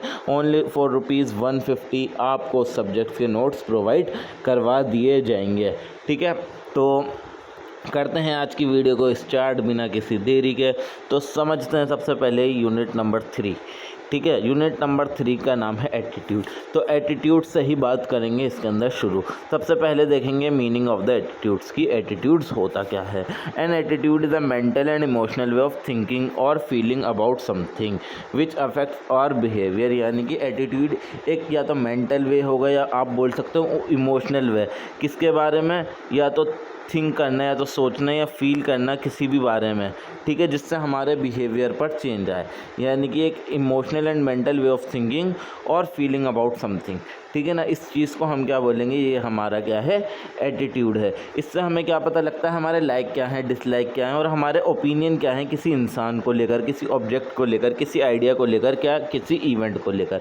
ये चीज़ हमारी क्या डिफ़ाइन करती है, हमारे एटीट्यूड्स को डिफ़ाइन करती है, ठीक है ना, कि हमें कोई चीज़ पसंद है या नहीं पसंद, उसका तरफ हमारा ओपिनियन क्या है, यही चीज़ हमारी एटीट्यूड होती है उस ऑब्जेक्ट की तरफ, ठीक है ना। मान लीजिए कि अगर मुझे कोई आइसक्रीम है वो मुझे अच्छी लगती है, ठीक है, वो एक ऑब्जेक्ट है, ठीक है ना, वो मुझे पसंद है, तो मेरा उसकी तरफ एटीट्यूड का एक तरीके से पॉजिटिव एटीट्यूड है, ठीक है ना। तो इस तरीके से ये दे रखा है जी इसका example, if you have a positive attitude toward exercise. मान लीजिए अगर हमारा पॉजिटिव एटीट्यूड होगा ना एक्सरसाइज की तरफ, तो हम क्या करेंगे, रोज़ाना वर्कआउट करेंगे, ठीक है ना। हमारा रोज़ाना वर्कआउट करना क्या दिखाता है, हमारा पॉजिटिव एटीट्यूड दिखाता है एक्सरसाइज करने की तरफ, ठीक है। अब स्ट्रक्चर ऑफ एटीट्यूड देखने, अगर हम एटीट्यूड को देखें तो इसको डिफ़ाइन करा गया है ABC मॉडल के अंदर। ABC के अंदर A का मतलब होता है अफेक्टिव, B का बिहेवियरल, C का कॉग्निटिव, ठीक है ना। तो इसको 3 पार्ट्स के अंदर बांटा गया है हमारे एटीट्यूड को, ठीक है ना, ABC मॉडल के अंदर। सबसे पहले जो आता है वो आता है अफेक्टिव कंपोनेंट। अफेक्टिव कंपोनेंट के अंदर क्या चीज़ आती है, हमारी फीलिंग्स, ठीक है ना, how you feel about something, कि हम किसी भी चीज़ के बारे में क्या फील करते हैं, ठीक है ना। जैसे कि मुझे जिम जाना अच्छा लगता है, मैं इंजॉय करता हूँ, मुझे अच्छी फील आती है वहाँ जाकर, ठीक है ना। तो ये चीज़ मेरा एटीट्यूड डिफ़ाइन करेगा जिम की तरफ या फिर एक्सरसाइज करने की तरफ। और दूसरा होगा हमारा बिहेवियरल कंपोनेंट, यानी कि एक्शंस, हाउ यू एक्ट और behave based on the attitude, कि मैं किस तरीके से एक्ट करता हूँ या फिर बिहेव करता हूँ अपने एटीट्यूड को लेकर। यानी कि जैसे कि अब मेरा जिम करना मुझे पसंद है, ठीक है ना, मुझे अच्छी फील आती है, तो मैं क्या करूँगा, 3 times in a week gym जाऊँगा, 5 times in a week gym जाऊँगा, ठीक है ना। तो ये मेरा क्या दिखाएगा, मेरा बिहेवियर दिखाएगा जिम की तरफ, ठीक है ना, मेरा बिहेवियरल एटीट्यूड दिखाएगा। लास्ट जो आता है आपका वो आता है कॉग्निटिव कंपोनेंट। कॉग्निटिव कंपोनेंट्स क्या होते हैं, हमारे बिलीफ्स होते हैं, कि मतलब मैं क्या सोचता हूँ, मैं क्या बिलीव करता हूँ, ये चीज़ हमारी क्या होगी, कॉग्निटिव कंपोनेंट होंगी। जैसे कि मैं सोचता हूँ कि एक्सरसाइज करना हमारी हेल्थ के लिए अच्छा होता है, तो ये मेरा पॉजिटिव एटीट्यूड है, तो मैं जिम भी रोज़ जाऊँगा, ठीक है ना, और मुझे जिम करने में मज़ा भी आएगा, ठीक है। तो इसके अंदर 3 टाइप के हमारे कंपोनेंट हो गए, affective component, behavioural component and cognitive component. I hope आपको ABC मॉडल समझ आया होगा। अब कैरेक्टरिस्टिक्स दिखते हैं एटीट्यूड के। सबसे पहला होता है वैलेंस। वैलेंस का मतलब होता है डायरेक्शन। अब हमारा पॉजिटिव भी एटीट्यूड हो सकता है, नेगेटिव भी हो सकता है और न्यूट्रल भी हो सकता है, ठीक है ना। पॉजिटिव एटीट्यूड यानी कि मुझे वो चीज़ अच्छी लग रही है, नेगेटिव यानी कि मुझे वो चीज़ पसंद नहीं है, और न्यूट्रल यानी कि हाँ हो भी जाए। मान लीजिए मुझे पॉजिटिव है मेरा जिम की तरफ एटीट्यूड, तो मैं रोज़ जिम कर रहा हूँ, ठीक है ना। नेगेटिव है तो मैं जा ही नहीं रहा, मैं कह रहा हूँ बहुत बुरी चीज़ है जिम करना, ठीक है ना, मैं थक जाता हूँ ये वो। और अगर न्यूट्रल एटीट्यूड है तो मैं कभी जा रहा हूँ कभी नहीं जा रहा, मैं कह रहा हूँ अरे कर लूँगा तो ठीक है, वरना नहीं कर रहा तो कोई बात नहीं, छोड़ो, क्या फ़र्क पड़ता है, ठीक है ना। और इसके बाद आते हैं सेकंड जो पॉइंट आता है वो होता है स्ट्रेंथ, यानी कि intensity. Stronger attitude affect behaviour more. जितना ज़्यादा एटीट्यूड हमारे स्ट्रॉन्ग होगा ना, उसी हिसाब से वो हमारे बिहेवियर पर फ़र्क डालेगा, ठीक है। जितना पॉजिटिव हमारा एटीट्यूड होगा जिम करने की तरफ, उसी तरीके से हमारा बिहेवियर होगा, उसी तरीके से हम जिम के अंदर हम बिहेव करेंगे, ठीक है ना, कि हम एक्सरसाइज अच्छे से करेंगे, ये सब चीज़ है। तीसरी आ गई आपकी चीज़ जो है stability. Some attitude are stable. कोई तो हमारे एटीट्यूड होते हैं जो स्टेबल होते हैं, यानी लंबे टाइम तक चलते हैं, और कुछ कुछ ऐसे एटीट्यूड होते हैं जो चेंज हो जाते हैं हमारे टाइम टू टाइम, ठीक है ना। अलग अलग टाइप के हमारे एटीट्यूड हो सकते हैं। चौथे जो आपका पॉइंट आता है वो आता है एक्सेसिबिलिटी, यानी कि some attitude come to mind quickly, यानी कुछ कुछ एटीट्यूड ऐसे होते हैं जो फ़ौरन ही हमारे माइंड में आ जाते हैं, ठीक है ना, यानी कि एक्सेसिबल होते हैं हमारे ये जो एटीट्यूड्स होते हैं। पांचवा जो आ गया वो आ गया हमारा इंपॉर्टेंस, यानी कि हम उसका दूसरा नाम क्या बोल सकते हैं, सेंट्रलिटी, ठीक है ना। Some attitude that central to a person identities और वैल्यू, यानी कि कोई कोई एटीट्यूड ऐसे होते हैं जो किसी ख़ास पर्सन के मतलब अटैच होते हैं उस इंसान की, मतलब हमें पता है इस इंसान का एटीट्यूड ऐसा ही है, मतलब उसको देखकर ही समझ आता है, उसकी वैल्यूज़ को देखकर ही समझ आता है कि उसका एटीट्यूड कैसा होगा। जो लास्ट पॉइंट आता है इसका वो आता है कंसिस्टेंसी, यानी कि the 3 component usually align but not always, यानी कि ये जो 3 कंपोनेंट थे ऊपर जो हमने पढ़े ABC के अंदर, वो मोस्टली तो साथ आते हैं, बट ऐसा नहीं कह सकते हमेशा कि वो तीनों हमेशा ही अलाइन हो, ये चीज़ होनी पॉसिबल नहीं है। ठीक है, आई होप आपको समझ में आई होगी ये चीज़। अब आता है फॉर्मेशन ऑफ एटीट्यूड्स की एटीट्यूड्स बनते कैसे हैं, फॉर्म कैसे होते हैं हमारे attitude. Attitude can be formed in various वे, अलग अलग तरीके हैं एटीट्यूड हमारे फॉर्म करने के। सबसे पहला होता है direct personal experience, through your own experiences. इंसान अपने किए से सीखता है, अपने एक्सपीरियंस से सीखता है, तो उसका एटीट्यूड भी उसके एक्सपीरियंस से ही बनते हैं। मान लीजिए एक example, a bad experience with a teacher from a negative attitude toward the subject. मान लीजिए मेरी कोई मैथ की टीचर है, वो मुझसे बहुत नेगेटिव रहती हैं, हमेशा मारती पीटती रहती हैं। अब भले से मैथ एक अच्छा सब्जेक्ट हो, बट उस सब्जेक्ट से मुझे क्या हो जाएगी, चिढ़ हो जाएगी, क्योंकि मेरा उस सब्जेक्ट्स के अंदर क्या रहा है, एक बैड एक्सपीरियंस रहा है अपनी टीचर के साथ, जिसकी वजह से मेरा क्या बन गया है, नेगेटिव एटीट्यूड उस सब्जेक्ट को लेकर। तो इंसान का जो पर्सनल एक्सपीरियंस होता है वो भी उसके एटीट्यूड को चेंज करता है। दूसरा है सोशल लर्निंग। सोशल लर्निंग का मतलब ऑब्जर्वेशन, यानी दूसरे लोगों को ऑब्जर्व करना और उनसे सीखना, यानी कि बाय वॉचिंग अदर। इंसान किस किस से सीखता है, अपने पेरेंट्स से सीखता है, फ्रेंड्स से सीखता है, या फिर जिसको वो इन्फ्लुएंसर हैं, जिनको वो देख रहा है, जो सेलिब्रिटीज़ हैं जिनको वो फॉलो कर रहा है, उनसे वो चीज़ें सीखता है। ठीक है ना। अब एक बच्चा है, वो अपने पेरेंट्स की रोज़ाना पॉलिटिकल व्यू पे बात सुन रहा है कि क्या नाम है, दिल्ली में ये पार्टी आनी चाहिए, कांग्रेस आनी चाहिए, बीजेपी आनी चाहिए। तो उसका जो भी पेरेंट्स जिस भी पार्टी को सपोर्ट कर रहा है ना, तो बचपन से ही उसका माइंड भी उसी पार्टी की तरफ अट्रैक्ट हो जाएगा कि हाँ ये फला पार्टी है, ये अच्छी है, ये कांग्रेस पार्टी है, ये अच्छी है, या फिर ये बीजेपी पार्टी है, ये अच्छी है। ठीक है ना। तो जैसे उसके पेरेंट्स जिस भी पार्टी के बारे में अच्छी बात करेंगे, वो भी उसी की चीज़ में अडॉप्ट कर जाएगा। ठीक है ना। इसको क्या बोलेंगे, ऑब्जर्वेशन, यानी कि इंसान अपने आसपास की चीज़ें ऑब्जर्व करके उसी हिसाब से अपना एटीट्यूड बदल लेता है।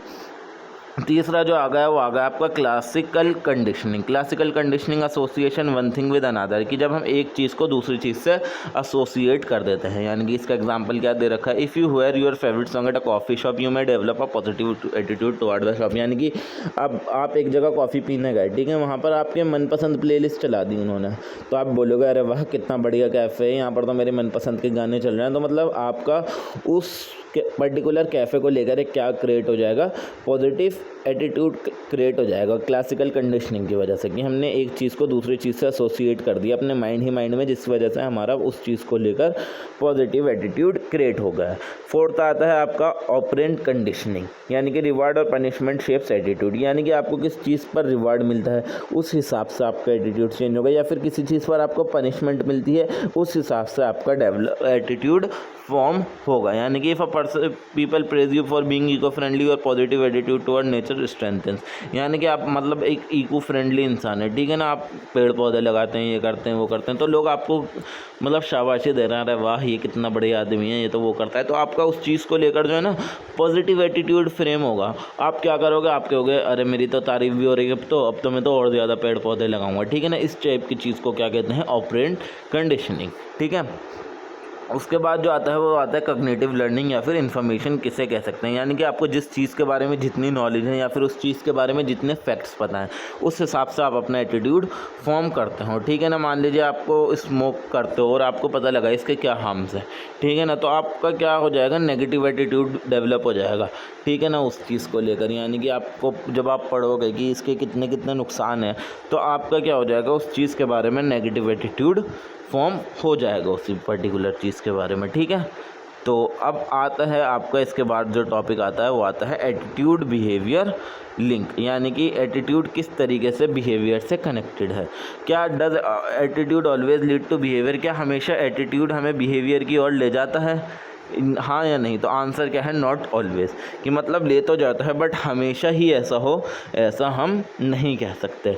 मगर बहुत सारे ऐसे केसेस होते हैं जहाँ पर ये होता है, मोस्टली हमेशा ऐसा ही होता है बट नॉट ऑलवेज, हमेशा ऐसा नहीं होता, मोस्टली होता है। ठीक है ना, कि एटीट्यूड बिहेवियर को इन्फ्लुएंस करे। अब जो फैक्टर होते हैं जो एटीट्यूड बिहेवियर रिलेशनशिप को अफेक्ट करते हैं वो क्या होता है, सबसे पहला होता है स्ट्रेंथ ऑफ एटीट्यूड, यानी कि कितना स्ट्रॉन्ग हमारा एटीट्यूड है। Strong attitude are more likely to influence behaviour, यानी जितना ज़्यादा आपका एटीट्यूड जो होगा वो स्ट्रॉन्ग होगा ना, उसी हिसाब से आपका बिहेवियर इन्फ्लुएंस हो जाएगा। ठीक है ना। आपका अगर बहुत ज़्यादा पॉजिटिव हो किसी चीज़ को लेकर तो आपका बिहेवियर भी उसकी तरफ बहुत ज़्यादा पॉजिटिव ही होगा। ठीक है ना। आपका उस चीज़ की तरफ नेगेटिव बिहेवियर क्रिएट नहीं होगा। सेकंड जो पॉइंट आता है वो आता है आपका स्पेसिफिसिटी। ठीक है ना। स्पेसिफिसिटी का मतलब क्या होता है? More specific attitude predict specific behaviour better. जितना ज़्यादा स्पेसिफिक एटीट्यूड्स आपका होगा ना, उसी हिसाब से आपका स्पेसिफिक बिहेवियर बनेगा। ठीक है। तीसरी जो चीज़ आपकी आती है वो आता है आपका situational factor. External pressure can stop a person from acting on their attitude, यानी कि इंसान अपने एटीट्यूड के हिसाब से तो काम करता है, बट सिचुएशन ऐसी आ गई कि उसको अपने एटीट्यूड से चेंज होकर चलना पड़ रहा है। ठीक है ना। तो कभी कभी सिचुएशन ऐसी आ जाती है इंसान को कि इंसान अपने एटीट्यूड पर नहीं रहता, उसको अपना एटीट्यूड चेंज करना पड़ता है उस चीज़ को लेकर। उसका पॉजिटिव, यानी मान लीजिए एक इंसान जिम जाता है रोज़, उसका बहुत ज़्यादा पॉजिटिव एटीट्यूड है, बट उसकी बहुत ज़्यादा तबीयत ख़राब हो गई कि डॉक्टर ने उसे मना कर दिया, अभी फ़िलहाल आप 1 हफ्ते तक नहीं जा सकते। तो उसके पास ऐसी सिचुएशन आ गई, एक ऐसा एक्सटर्नल प्रेशर पड़ गया उसका कि वो अपने एटीट्यूड को जिस पॉजिटिव एटीट्यूड के साथ चल पा रहा था वो अब नहीं चल पा रहा। तो इस टाइप की चीज़ को हम बोलेंगे सिचुएशनल फैक्टर। उसके बाद जो आते हैं आपके वो आते हैं social norm. What other expect में चेंज योर बिहेवियर, कि दूसरे लोग क्या सोचते हैं वो आपका बिहेवियर चेंज कर सकता है। ठीक है ना। जैसे मैंने ऊपर वो एग्जांपल लिया था इको फ्रेंडली वाला, आप वही एग्जांपल ले सकते हैं कि मान लीजिए लोग आपके बारे में क्या सोच रहे हैं, तो उसके अंदर कि ये तो बढ़िया आदमी है, ये तो इको फ्रेंडली आदमी है, तो आपको और ज़्यादा कर रहे थे। ठीक है ना। कि अब तो मैं और पौधे लगाऊंगा। अगर कोई इंसान उसी टाइम पर आपको लोग ये बोलने लग जाता है, रे इस इंसान को तो कुछ फालतू टाइम नहीं है, इसके पास तो हमेशा पेड़ पौधे लगाता रहता है, तो आपका क्या हो जाता है, उस चीज़ को लेकर नेगेटिव एटीट्यूड फ्रेम हो जाता है कि अरे लोग मुझे ऐसा खाली समझते हैं कि मैं तो हमेशा पेड़ पौधे इन्हीं सब चीज़ों में लगा रहता हूँ, तो अब मैं ये सब चीज़ें नहीं करूँगा। तो जो दूसरे लोग सोचते हैं हमारे बारे में, वो भी चीज़ हमारे बिहेवियर को बहुत ज़्यादा चेंज करती है। ठीक है ना। अब फोर्थ जो पॉइंट आता है इसका वो आता है personal experience. Attitude based on personal experience are stronger. वही जिस हिसाब से पर्सनल एक्सपीरियंस रहा होगा जिस चीज़ के अंदर, उसी हिसाब से उसका बिहेवियर उस चीज़ को लेकर स्ट्रॉन्ग रहेगा। वही जैसे मैंने बताया था ऊपर एक एग्जांपल को लेकर कि आपका किसी टीचर के साथ पर्टिकुलर सब्जेक्ट की, यानी कि बिजनेस की, मान लीजिए आपकी साइकोलॉजी की कोई टीचर है, उसको लेकर उसका आपके साथ बिहेवियर ठीक नहीं है, वो हमेशा आपको बुरा बोल रहा है, आपसे ज़बरदस्ती का फालतू के होमवर्क दे रहा है, असाइनमेंट दे रहा है, प्रैक्टिकल फाइल चेक कराने जा रहा हो तो वो कर नहीं रहा, वो ड्रामेबाजी दिखाना है टीचर्स। ठीक है। अगर ऐसा हो रहा है तो आपका क्या हो जाएगा, आपको साइकोलॉजी से नफरत हो जाएगी। आप कहोगे ये तो सब्जेक्ट ही बेकार है, बल्कि ये सब्जेक्ट बेकार नहीं है, subject is a easy subject, but उस टीचर के एटीट्यूड की वजह से आपकी ये चीज़ बेकार हो गई। ठीक है ना। तो ये जो पर्सनल एक्सपीरियंस है ना, ये बहुत ज़्यादा मैटर करते हैं एटीट्यूड को फॉर्म करने के लिए। ठीक है। एग्जाम्पल क्या दे रखा है, you may have a negative attitude toward pollution but still use plastic due to convenience. मान लीजिए इसके एग्जाम्पल क्या दे रखा है कि आपका नेगेटिव एटीट्यूड है पोल्यूशन के लेकर कि पोल्यूशन तो बेकार चीज़ होती है, मगर फिर भी आप प्लास्टिक बैग यूज़ कर रहे हो। क्यों कर रहा हूँ? क्योंकि कन्वीनियंस है, आपका बिहेवियर है, आपको आसानी लगती है इस चीज़ के अंदर। ठीक है ना। तो ये होगा इसका एग्ज़ाम्पल। अब चलते हैं आगे। अब जो आता है आपका एटीट्यूड चेंज। एटीट्यूड जो इंसान का वो चेंज होता रहता है टाइम टू टाइम, अलग अलग रीज़न की वजह से। अब वो अलग अलग रीज़न क्या होते हैं, वो मेथड्स ऑफ एटीट्यूड चेंज क्या होते हैं, अब समझते हैं उस चीज़ को। अब पहले जो इसके अंदर चीज़ आती है वो आती है परसुएशन, यानी using messages to influence people attitude, यानी मैसेजेस का यूज़ करना ताकि लोगों के एटीट्यूड को हम इन्फ्लुएंस कर पाएँ। जैसे कि एडवर्टीज़मेंट वगैरह में, स्पीचेस के अंदर आपका किसी पर्टिकुलर चीज़ की तरफ, पर्टिकुलर प्रोडक्ट की तरफ आपका एटीट्यूड पॉजिटिव करने की कोशिश करते हैं वो लोग कि मतलब हमारी कंपनी सबसे अच्छी है, हमारे वॉशिंग पाउडर जो है वो ऐसी दूध से सफ़ेदी ला देता है, या फिर कोई भी हमारी क्रीम आपको बिल्कुल गोरा कर देगी, चमका देगी। ठीक है ना। वो अपनी बातों से, मैसेजेस से आपके एटीट्यूड को उस प्रोडक्ट की तरफ पॉजिटिव बनाने की कोशिश करते हैं। तो इस चीज़ को हम क्या बोलेंगे, परसुएशन। सबसे पहले परसुएशन किस वजह से इन्फ्लुएंस हो सकती है। सबसे पहले source, is the speaker trustworthy and attractive. अगर जो स्पीकर होगा जो ये बात बोल रहा है वो ट्रस्टवर्दी है या फिर अट्रैक्टिव है, तो ये चीज़ आपके एटीट्यूड को ज़रूर चेंज करेगी। मान लीजिए फॉर एग्जांपल आपका फेवरेट एक्टर सलमान खान है, अब किसी ऐड के अंदर सलमान खान आ गया, सलमान खान बोल रहा है कि मैं भी यही चीज़ यूज़ करता हूँ, आप भी यही चीज़ यूज़ करो, तो आपको लगेगा अरे ये तो बड़ा ट्रस्टवर्दी आदमी है, बड़ा अट्रैक्टिव आदमी है, मैं इसकी बात मानूंगा, मैं प्रोडक्ट खरीदूंगा। या फिर मैसेज, यानी कि जो वो मैसेज दिया गया है वो बहुत ज़्यादा इमोशनल है या फिर लॉजिकल है, तो आपको लगेगा यार हाँ बिल्कुल सही बात की जा रही है, आप अपने इमोशन में बह जाएंगे और वो प्रोडक्ट खरीद लेंगे। तीसरा आ गया ऑडियंस, आप अपनी ऑडियंस भी देखेंगे, मतलब जो ये मैसेज पहुंचा रहे हैं कि उनकी एज क्या है, उनका मूड क्या है, उनके बिलीफ्स क्या हैं, उस हिसाब से वो अपना मैसेज क्रिएट करते हैं। अगर वो वूमेन है तो वो उसके हिसाब से अपना मैसेज क्रिएट करेंगे और उसके हिसाब से ऐसा इन्फ्लुएंसर लेंगे जो इस बात को पहुंचा पाए, ठीक है ना। तो ये चीज़ हो गई persuasion.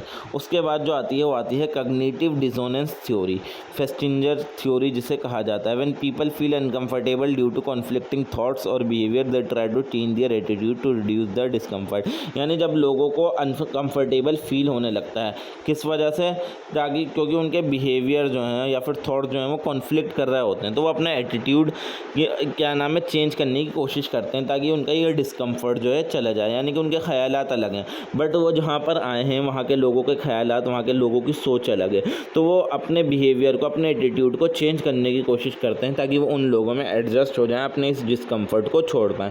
For example, if someone believes smoking is bad but still smoke them quite to reduce guilt. यानी कि एक इंसान है, उसके दोस्त जो है सारे सिगरेट्स वगैरह पी रहे हैं, ठीक है, खूब स्मोकिंग कर रहे हैं, ठीक है, बट उसको वो चीज़ ठीक नहीं लग रही है, वो बोल रहा है यार ये तो गलत चीज़ है, smoking is not a good thing, but वो क्या करता है, उनके साथ सिगरेट पीता है ताकि वो उन लोगों के साथ क्या हो सके, एडजस्ट कर सके, ठीक है ना। कि मतलब कि ये तो बड़े कूल लग रहे होंगे, मैं अलग एक अकेला लगता हूँ, जो बच्चा लगता हूँ, तो मैं भी इनके साथ जाके कूल दिखने के लिए सिगरेट पी लेता हूँ, ठीक है ना। तो यही चीज़ का हमारी क्या बताती है, कॉग्निटिव डिसोनेंस थ्योरी, कि जब लोगों को अनकंफर्टेबल फील होने लगता है क्योंकि उनके साथ के जो लोग होते हैं उनके थॉट्स और बिहेवियर अलग होते हैं, तो अपने एटीट्यूड को चेंज कर लेते हैं ताकि उनका ये डिस्कम्फर्ट दूर चला जाए, ठीक है ना। यहाँ पर इंसान को अनकंफर्टेबल क्यों लग रहा था, क्योंकि smoking is a bad thing, ठीक है ना, और उनके दोस्तों के थॉट्स या बिहेवियर क्या थे कि smoking is a good thing, ठीक है। तो वो अपना एटीट्यूड चेंज कर लेते हैं, उसको तो बुरी लग रही थी सिगरेट पीनी, बट स्टिल वो सिगरेट पीता है ताकि उसका डिस्कम्फर्ट दूर हो जाए, ठीक है ना, अपने दोस्तों के साथ वो एडजस्ट कर पाए। इसके बाद जो थ्योरी आती है वो आती है आपकी, उसके बाद जो आपकी थ्योरी आती है वो आती है आपकी बैलेंस थ्योरी, जो कि हेदर ने दी थी, ठीक है ना। People want harmony in their attitudes, कि वो मतलब चाहते तो हारमनी है, शांति है अपने एटीट्यूड में, मगर अगर कुछ इम्बैलेंस होता है तो अपने एटीट्यूड को चेंज करते हैं ताकि वो बैलेंस को रिस्टोर कर सकें।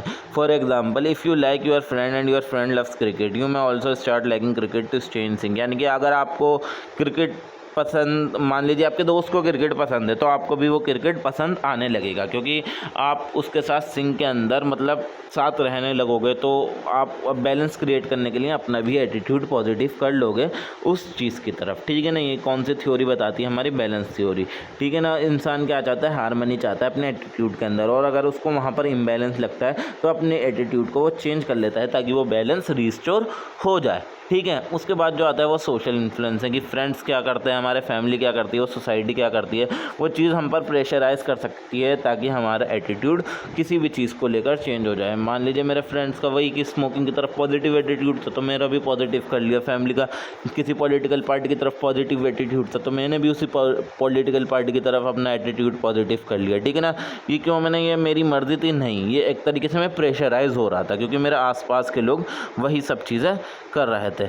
लास्ट में आ गया मीडिया एंड एजुकेशन, जो हम पढ़ते हैं, जो हम देखते हैं, जो हम सीखते हैं, उसी हिसाब से हम अपने बिलीफ्स को चेंज करते हैं, उसी हिसाब से हम अपना एटीट्यूड फॉर्म करते हैं। जो मैं टीवी पर देखूंगा मैं भी वैसा ही बनता जाऊंगा, ठीक है ना। तो कंक्लूजन आता है लास्ट इसके अंदर कि एटीट्यूड क्या होते हैं, बहुत ज़्यादा एसेंशियल हैं साइकोलॉजी के अंदर, क्योंकि ये अफेक्ट करते हैं कि हम किस तरीके से सोचते हैं, फील करते हैं और बिहेव करते हैं, ठीक है ना।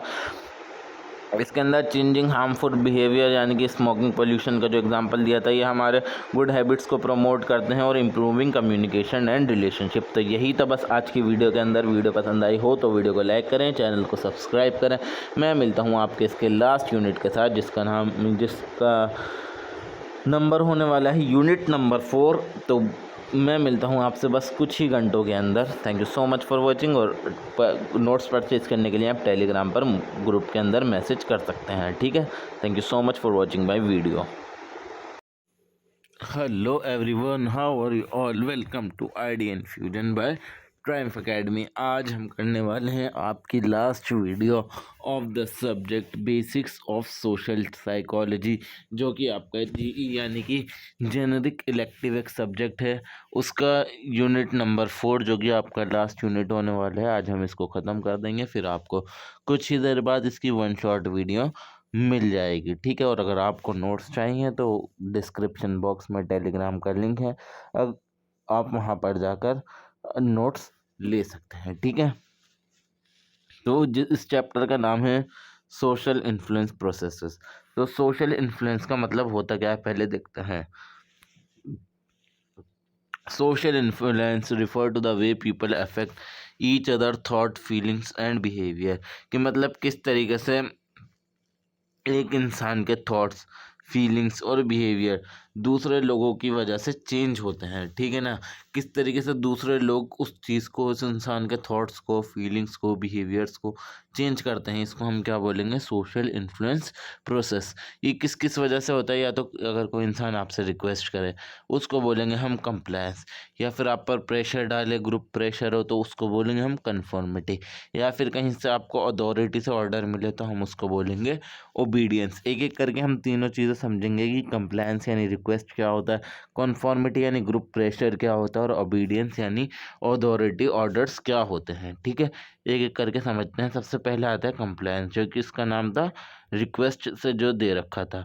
कंप्लायंस क्या होता है? When person agrees to request और सजेशन फ्रॉम अनदर पर्सन और a group without being force. यानी कि जब एक इंसान दूसरे सामने वाले इंसान की बात मान लेता है, और सामने वाले ने भी ऐसा नहीं है कि उसको फोर्स करा है, ज़बरदस्ती बात मनवाई है कि नहीं भाई आपको ये करना ही करना पड़ेगा, ऐसा नहीं है। उसने बिना किसी फोर्स में आकर उस सामने वाले के इंसान को बात मान ली, भले से वो पूरा उसके साथ एग्री नहीं कर रहा, ठीक है ना, बट सामने वाले ने उसे रिक्वेस्ट करा कि आप प्लीज़ ऐसा कर दो, तो उसने वो चीज़ मान ली।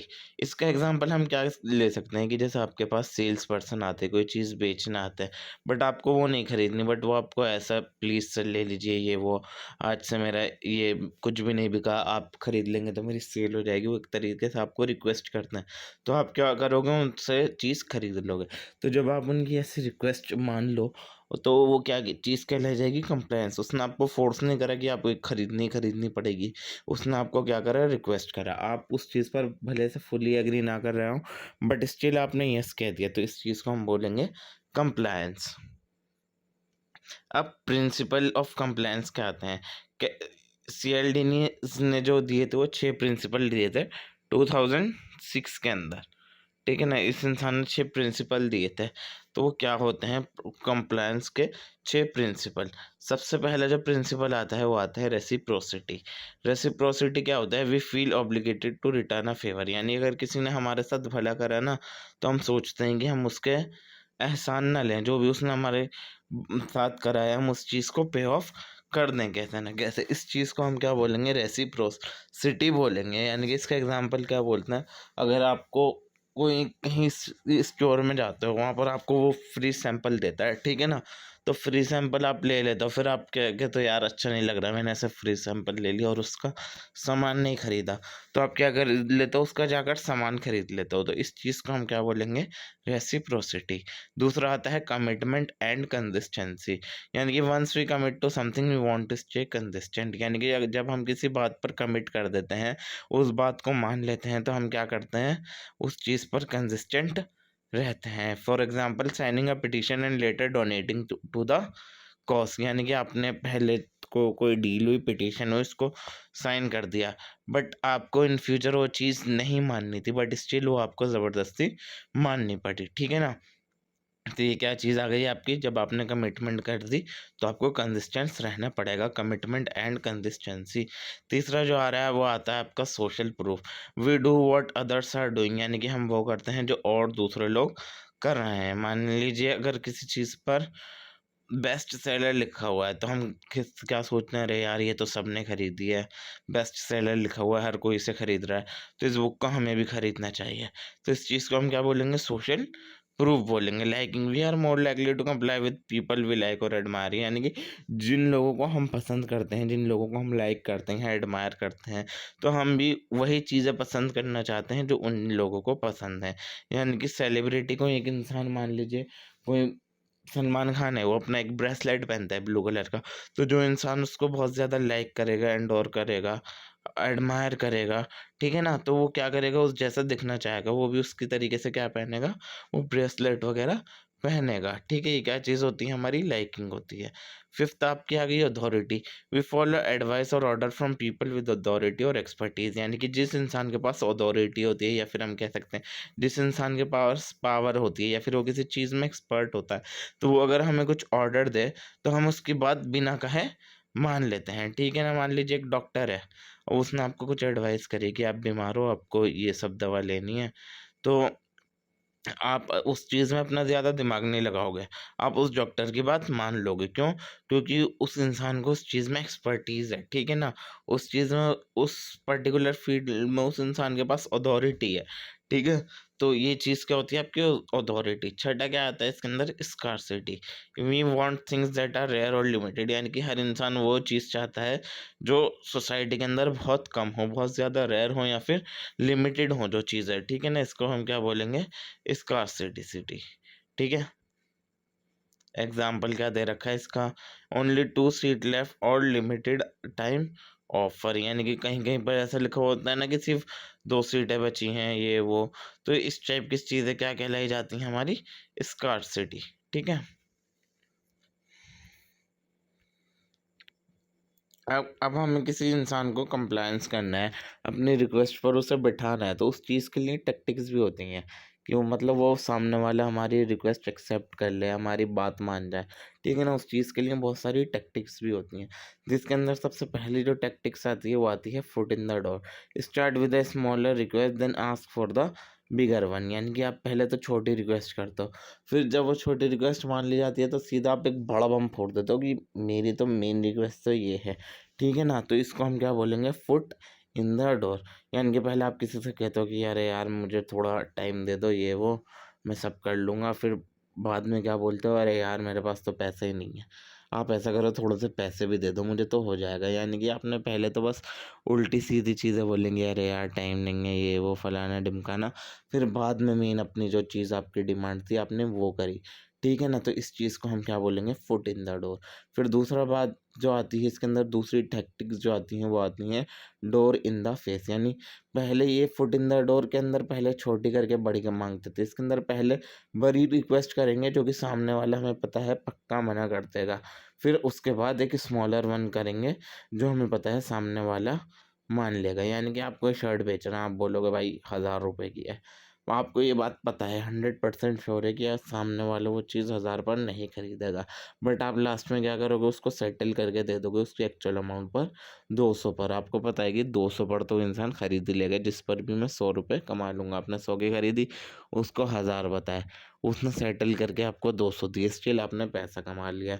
ये चीज़ भी एक टाइप की टैक्टिक्स होती है, ठीक है? जिसको हम बोलते हैं डोर इन द फेस। तीसरी जो आती है वो आती है आपकी लो बॉल टेक्निक, यानी कि offer a good deal then reveal hidden cost, यानी पहले तो बहुत अच्छी डील बताओ कि ये मिलेगा, वो मिलेगा, फलाना-ढिमकाना। तब जब आदमी उस चीज़ को मान जाए, उस चीज़ को एक्सेप्ट कर ले, तो जो हिडन कॉस्ट थी उसका बम आप फोड़ दो। यानी कि आप बोलो कि ये मोबाइल प्लान है सिर्फ़ ₹500 का, इसके अंदर आपको इतना टीबी जीबी डेटा मिलेगा, इतना सारा आपको वो मिलेगा, कॉलिंग अनलिमिटेड कॉलिंग मिलेगी, फलाना-ढिमकाना मिलेगा, इतने महीनों के लिए मिलेगा, इतने साल के लिए मिलेगा। फिर सामने वाला बोलेगा अरे वाह! कितनी अच्छी डील है। फिर आप उसके अंदर टैक्स सेट कर दो, बोल दो कि ये लीजिए आपका प्लान हो गया 650 का, तो फिर वो इंसान क्या सोचेगा, अरे इतने में तो कोई भी दूसरा प्लान मिल जाता है, ये तो मुझे बेवकूफ़ बना दिया। इस चीज़ को, इस तरीके से सामने वाले को बेवकूफ़ बनाने को क्या बोलते हैं हम, लो बॉल टेक्निक, ठीक है? फिर जो फोर्थ और लास्ट आती है उसका नाम है दैट्स नॉट ऑल टेक्निक, यानी कि हम पहले ही कुछ एक्स्ट्रा चीज़ सामने वाले को ऑफर कर देते हैं ताकि मतलब वो खरीदे ना खरीदे स्टिल उसको हमें पैसा मिल जाए, यानी कि by one get one free वाली जो जैसी चीज़ें होती हैं, ठीक है ना, कि सामने वाले को ज़बरदस्ती दो चीज़ें लेनी ही पड़ेंगी, ठीक है। अब कंप्लायंस आपका होगा। दूसरी चीज़ आ गई आपकी कन्फर्मिटी। कन्फर्मिटी क्या होती है? Conformity is when a person change their behaviour और belief to match the group. की इंसान जब अपना खुद का बिहेवियर चेंज करे या फिर अपने बिलीव्स बदल ले ग्रुप के अंदर मैच करने के लिए, उस चीज़ को भले से वो उस चीज़ पर डिसएग्री कर रहा है, तो इस चीज़ को क्या बोलेंगे हम? कन्फर्मिटी, ठीक है ना। मतलब एक इंसान को, जैसे मैंने एग्जांपल दिया था, सिगरेट पीना नहीं पसंद, स्टिल वो उनके साथ मैच करने के लिए सिगरेट पीता है, ठीक है ना, तो उस चीज़ को कन्फर्मिटी बोलेंगे। तो लोग कन्फर्म क्यों करते हैं? टू बी लाइक्ड और एक्सेप्टेड, ताकि उस ग्रुप के लोग उसको पसंद करें या फिर वो उस ग्रुप के लोग उस इंसान को एक्सेप्ट कर लें। तो इस टाइप का इन्फ्लुएंस क्या कहलाया जाएगा? आपका नॉर्मेटिव इन्फ्लुएंस कहलाया जाएगा। और जो दूसरी चीज़ इसके अंदर आती है वो आता है आपका informational influence. To be corrected और अवॉइड मिस्टेक, यानी इंसान ठीक होने के लिए वो गलती ना करे, इस वजह से वो वही चीज़ें करने लगता है जो उसके साथ ही कर रहा है। तो उस चीज़ को हम क्या बोलेंगे? इन्फॉर्मेशनल इन्फ्लुएंस, यानी कि जो मेरा दोस्त आंसर लिख रहा है मैंने भी वही आंसर लिख दिया बिना सोचे समझे कि मेरा दोस्त तो मतलब अच्छा पढ़ने वाला है, वो तो करेक्ट होगा ही होगा, ठीक है। ये हो गई कन्फॉर्मिटी।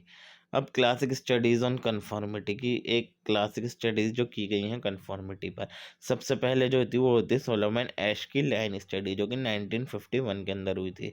इसके अंदर जो है बहुत सारे पार्टिसिपेंट बिठाए गए, यानी कि 19-20 पार्टिसिपेंट थे, उनको 3 लाइन्स दिखाई गई। एक पेज पे 3 लाइन्स थी और एक सामने वाले पेज पर, इसको मान लीजिए थोड़ी और बड़ी है, एक और लाइन थी। ये थी एक पेज पे और ये 3 थी एक पेज पे, ठीक है। अब जो 19 जो थे उसके अंदर वो तो उन्हीं के आदमी थे, ठीक है ना, वो एक्टर लोग थे जो कि एक्टिंग करते, जो कि झूठ बोलते, ठीक है ना।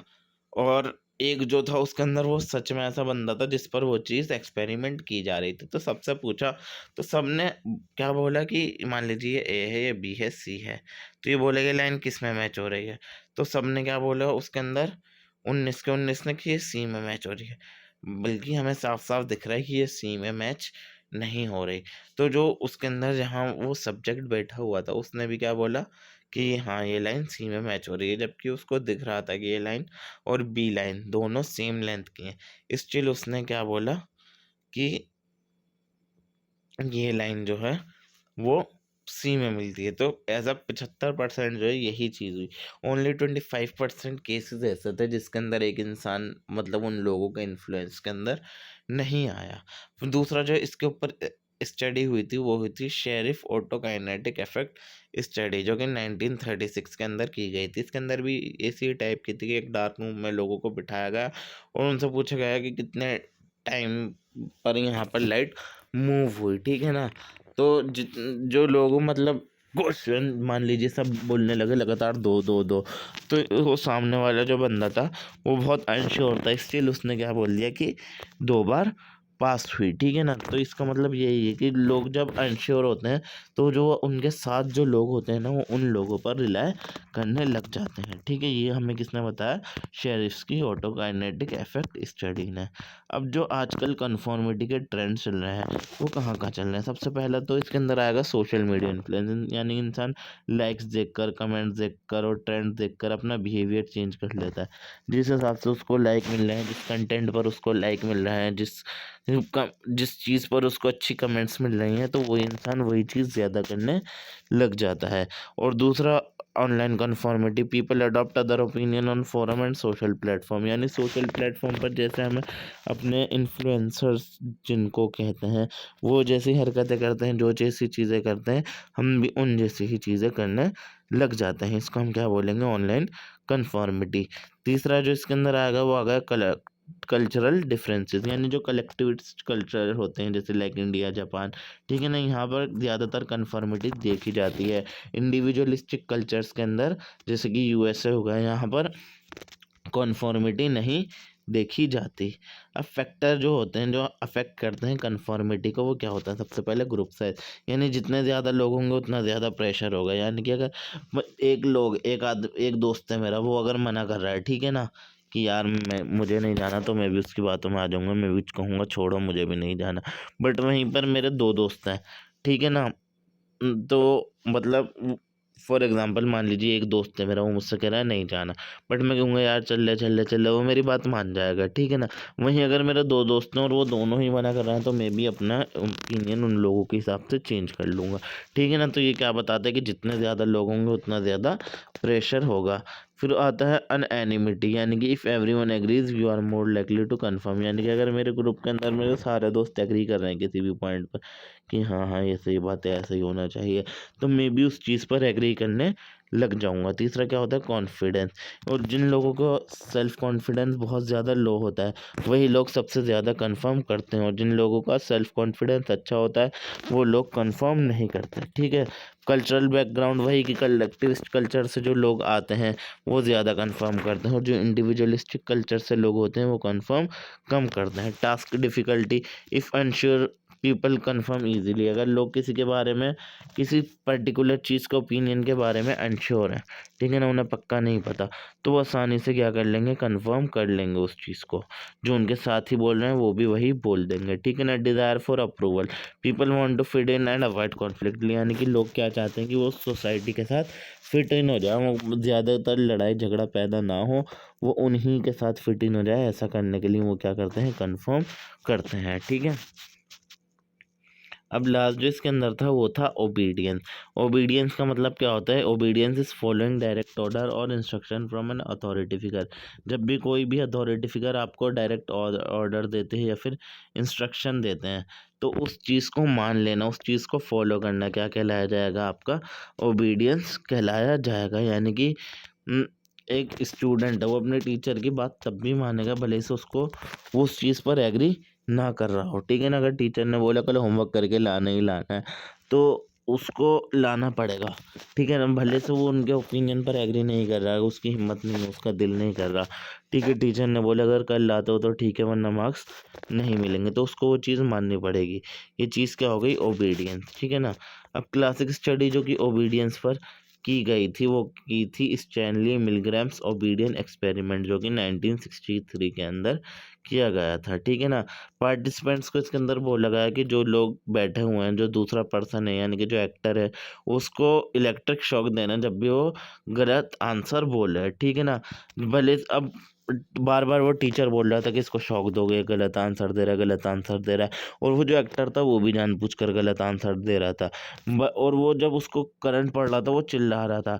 इस चिल जो वो था बंदा जिसके साथ एक्सपेरिमेंट किया जा रहा था, वो उसे शॉक दिए जा रहा था। और वो क्यों दिए जा रहा था? क्योंकि जो क्या नाम है, उसका इंस्ट्रक्टर है, जो उसका टीचर है, वो उसको ऑर्डर दे रहा था, तो वो बस अपने ऑर्डर की ओबे करने के लिए ऐसा कर रहा था। उसको भी वो चीज़ अच्छी नहीं लग रही थी। 65% केसेस में ऐसा देखा गया है जिन्होंने सबसे ज़्यादा शॉक दिया, ठीक है ना। तो इसका कंक्लूजन लास्ट में क्या निकला कि लोग ओबे करते हैं जब अथॉरिटी उनको कोई चीज़ ऑर्डर करती है, भले से वो उनके मोरल के अगेंस्ट हो या फिर ना हो, ठीक है ना। ये क्या देखा गया हमारा इस थ्योरी के अंदर, इस स्टडी के अंदर देखा गया।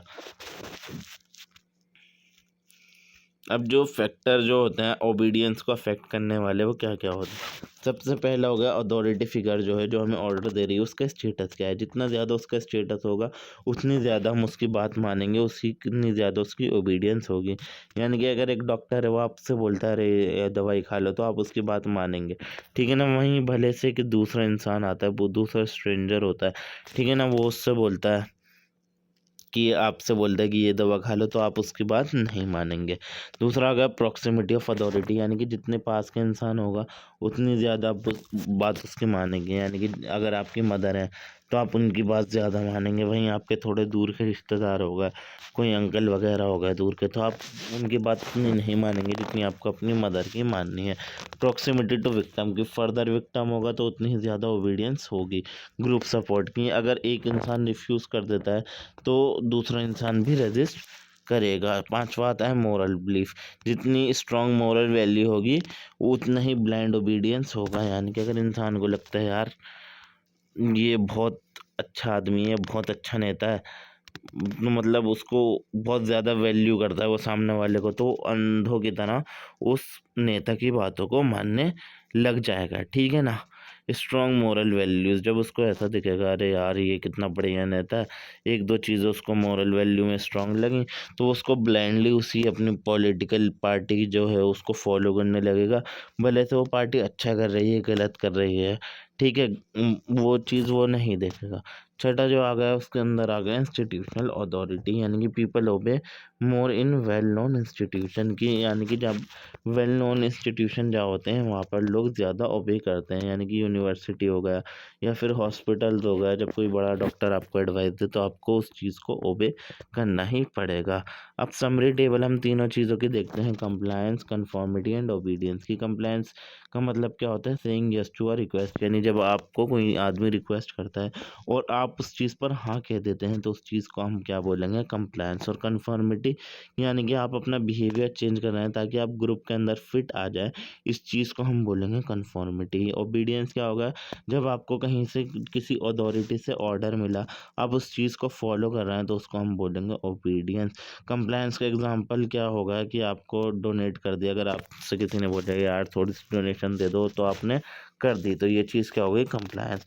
और कन्फर्मिटी यानी कि अगर मेरा दोस्त कुर्ता पजामा पहन कर आएगा कल, तो मैं भी कल कुर्ता पजामा पहन कर आऊँगा। ठीक है, तो ये चीज़ क्या हो गई, कन्फर्मिटी।